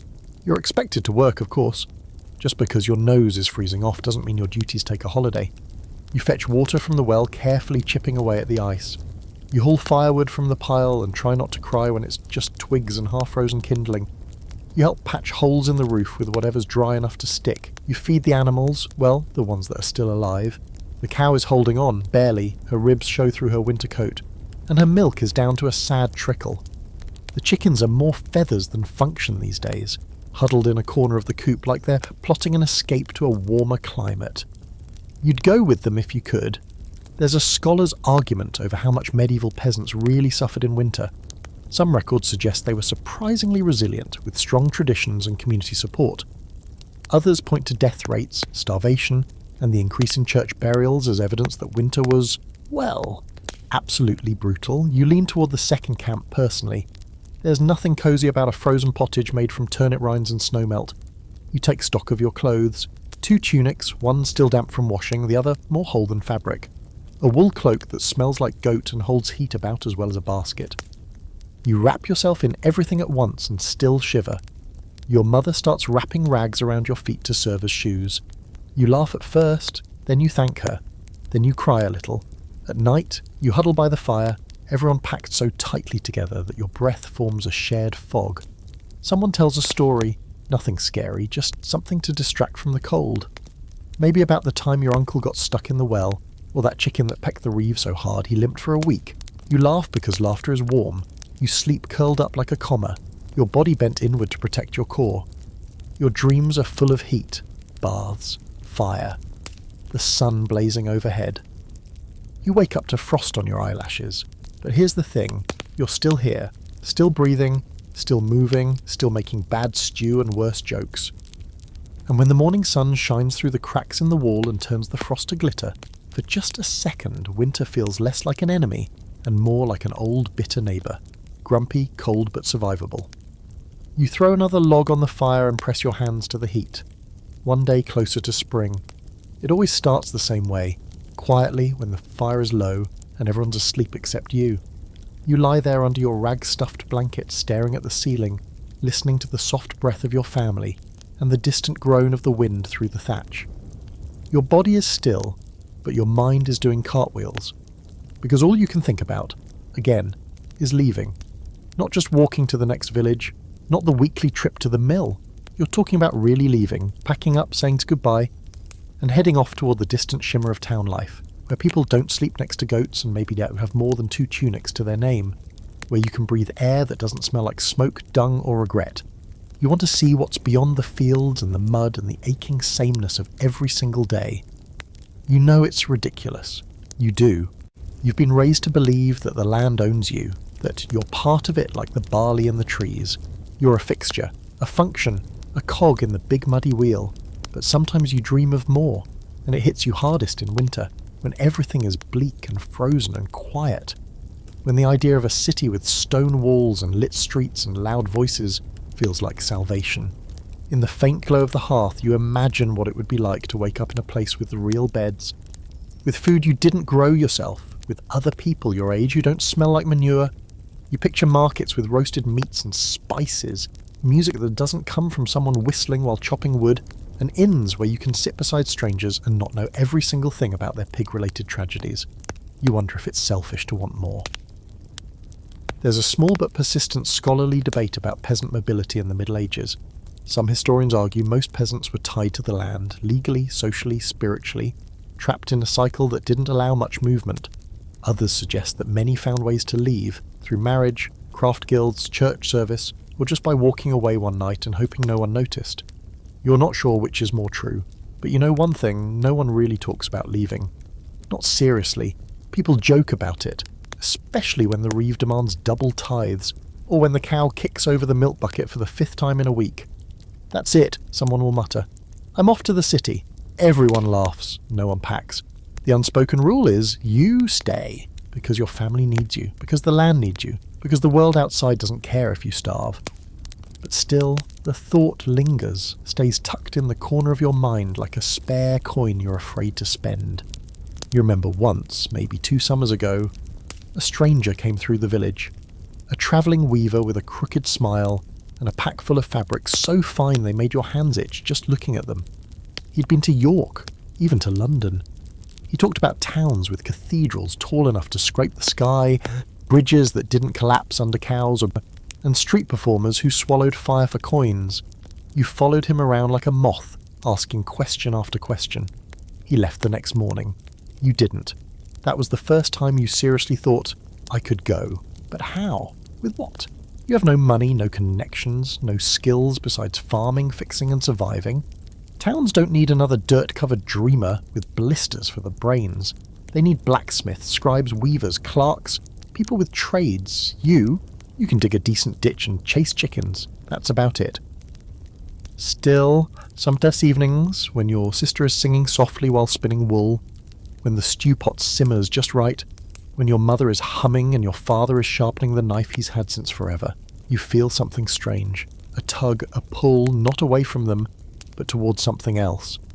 Something unnameable, like there's a version of you out there that you haven't met yet. You step outside into the frozen air, wrapped in your thin cloak, and stare up at the stars. It's one of those nights where they're so clear it feels like you could touch them if you just climbed the tallest hill and reached. You wonder if the same stars shine over York, over London, over places you can't even pronounce. Your feet crunch on the snow. You walk a little, just to the edge of the field. The fence is low here. You've hopped it 100 times. Beyond it is the road. The one that leads out. The one that could, in theory, take you anywhere. Quirky detail, many medieval roads weren't well marked. Travellers relied on memory, shrines, old trees, or stories passed down about where not to turn. Getting lost wasn't just possible, it was guaranteed without help. Some villages even had guide stones carved by hand to point the way, though they were often stolen, flipped around, or used as seating by confused sheep. You rest your hands on the fence and think about what would happen if you just kept walking, past the field, past the river, all the way to the edge of whatever this life is. Would your family miss you? Of course. Would the village talk? Absolutely. You'd be the subject of gossip for years. Remember the one who left? They'd say. Bet they're dead. Or worse. Bet they became a juggler. But maybe they'd be wrong. Maybe you'd find a place where you weren't just another name on the tax list. Maybe you'd become something. Someone. Then again, maybe you'd end up broke, cold, and buried in a ditch outside town. Your name misspelled on a pauper's cross. You're not brave, not really. You're just tired, and that's not the same. You turn back toward the cottage. The light glows soft through the window. Inside, your sister is still singing. You'll stay. For now, not because you're giving up, but because sometimes the bravest thing you can do is keep showing up, even when your soul wants to bolt, even when the world feels small. Because there are still things worth waking up for, even if you didn't choose this life, even if it's not the one you dream of. You step inside. The fire welcomes you like it's been waiting. Maybe one day you'll go, but not tonight. You've seen a lot of things die. Crops, animals, hopes, occasionally a roof beam in the middle of a thunderstorm. But when it finally happens to a person, someone you know, it doesn't feel dramatic or loud. It feels quiet, off, like the world's still turning but a little slower, with a strange creak you can't quite place. That's how it is when old Merrick passes. You knew it was coming, everyone did. He'd been sick for weeks, coughing up things that didn't look natural and sleeping more than he was awake. But he was tough, the kind of stubborn old man who once fought a goose for a bucket and won. You all assumed he'd pull through like he always did, that he'd just wake up one morning and insult the stew like nothing happened. But he didn't. He died before dawn, and you found out when the bell rang once from the church tower, the death bell. One clear toll, a sound that doesn't just break the morning silence, it defines it. You freeze halfway through feeding the goat. She looks up at you like she understands, which is deeply unsettling. The village changes a little when someone dies. Everyone gets quieter. Not sad exactly, but more careful, like the world's gone fragile. You help carry Merrick's body to the church, wrapped in linen, stiff as dried wood. His face is calm for once, less like Merrick, more like a shadow of him. You don't cry, you don't really do crying, you just feel that hollow pressure in your chest, the kind that doesn't go away when you breathe deeper. Fun. Historical fact. Peasant deaths were rarely recorded unless the person owed someone something. Births and deaths happened constantly, but only the church kept a loose record, and even that was inconsistent. If you were lucky, you got a mass. If you were really lucky, someone remembered your name for more than a season. At the burial, Father William says a few words. Stiff, formal, the same ones he said for Anna the miller's wife and Tom the fool who stepped on a rake too hard. There's comfort in the repetition, in knowing death is just another part of the cycle, but there's also frustration. Merrick lived nearly 70 years. He deserved more than 5 sentences and a sprinkle of holy water. You think about your own death, not in a dramatic way, just realistically. You know it's coming. Could be illness, could be infection from a bad splinter, could be a boar with anger issues. You probably won't make it past 40, maybe 50 if the bread gods are kind. And when it happens, most likely, there'll be no grand send-off. Just another toll of the bell, another name muttered, another small hole in the field. Quirky detail. Some families buried a piece of bread and salt with the dead, a kind of snack for the afterlife. Others left a coin under the tongue to pay the ferryman across the river of souls. Your village can't spare the coin, but your mother still tucks a small sprig of thyme into Merrick's hand. "For the journey," she whispers. You don't ask what she means. After the burial, life trudges on. It has to. The goats still need feeding, the firewood still needs splitting, and the stew still somehow manages to taste worse today than yesterday. The village doesn't stop. It just limps forward, carrying the weight of memory like a worn-out sack. And this, you realise, is the strange truth. You matter, but not in a way that history will remember. There will be no books written about you, no statues, no stained glass windows, no songs. You are a nameless page in a centuries-long story, but without you, the book doesn't get written. There's a scholarly argument about the role of peasants in history. Some say they were passive, irrelevant footnotes in the grand tales of kings and wars. Others argue they were the backbone of civilization, the ones who fed armies, built roads, kept society alive, while nobles argued over who wore the fanciest hat. You've never met a scholar, but if one showed up, you'd tell them straight, "We are the glue, the mud and the sweat, and nothing sticks without us." You lie awake that night, listening to the fire crackle and your sister snore softly.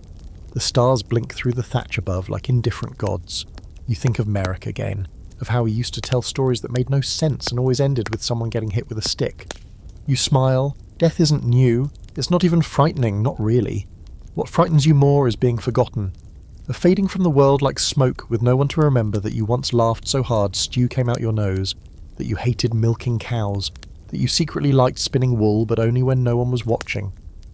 But then you look around, at your family, at the cottage that creaks when the wind shifts, at the fire you lit with your own cracked hands, and you realise something. You are remembered by these people in this place, and when you're gone they'll tell stories too, maybe about the time you got chased by that angry duck, maybe just that you always banked the fire right, and maybe that's enough. Because history might forget your name, but this village won't, not for a while, not while your stew pot is still hanging, not while your patched tunic is passed down to your nephew, not while the goat, the very same goat, still chews on your bedpost like it's a delicacy. You're not a hero, you're not rich, you're not even clean most days. But you lived, you endured, you mattered, and long after your footprints are gone, the earth will still remember the weight of them. So here you are, lying in the same bed, well, bed, as your parents, your siblings, possibly the cat, and definitely a draft or two sneaking in through the walls. The fire's gone low, the room smells faintly of smoke, onions, and wet wool, and outside the stars blink quietly above a field you'll wake up early to dig. Again, you made it.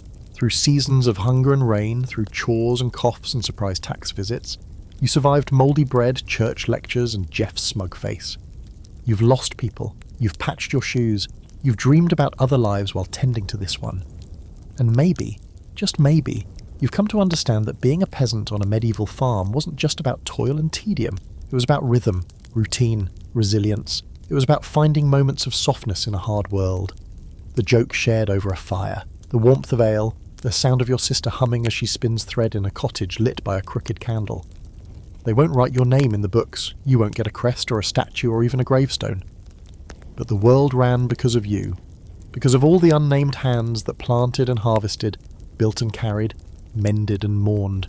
You were the heartbeat under the history, so sleep now with the straw poking your side and the wind nudging the shutters. Let the fire crackle you down into dreams, dreams of warmer seasons, of fresh bread, of long walks beyond the village path. And if you wake tomorrow to the rooster crowing too early and your feet already cold, well, that's life. But tonight you rest.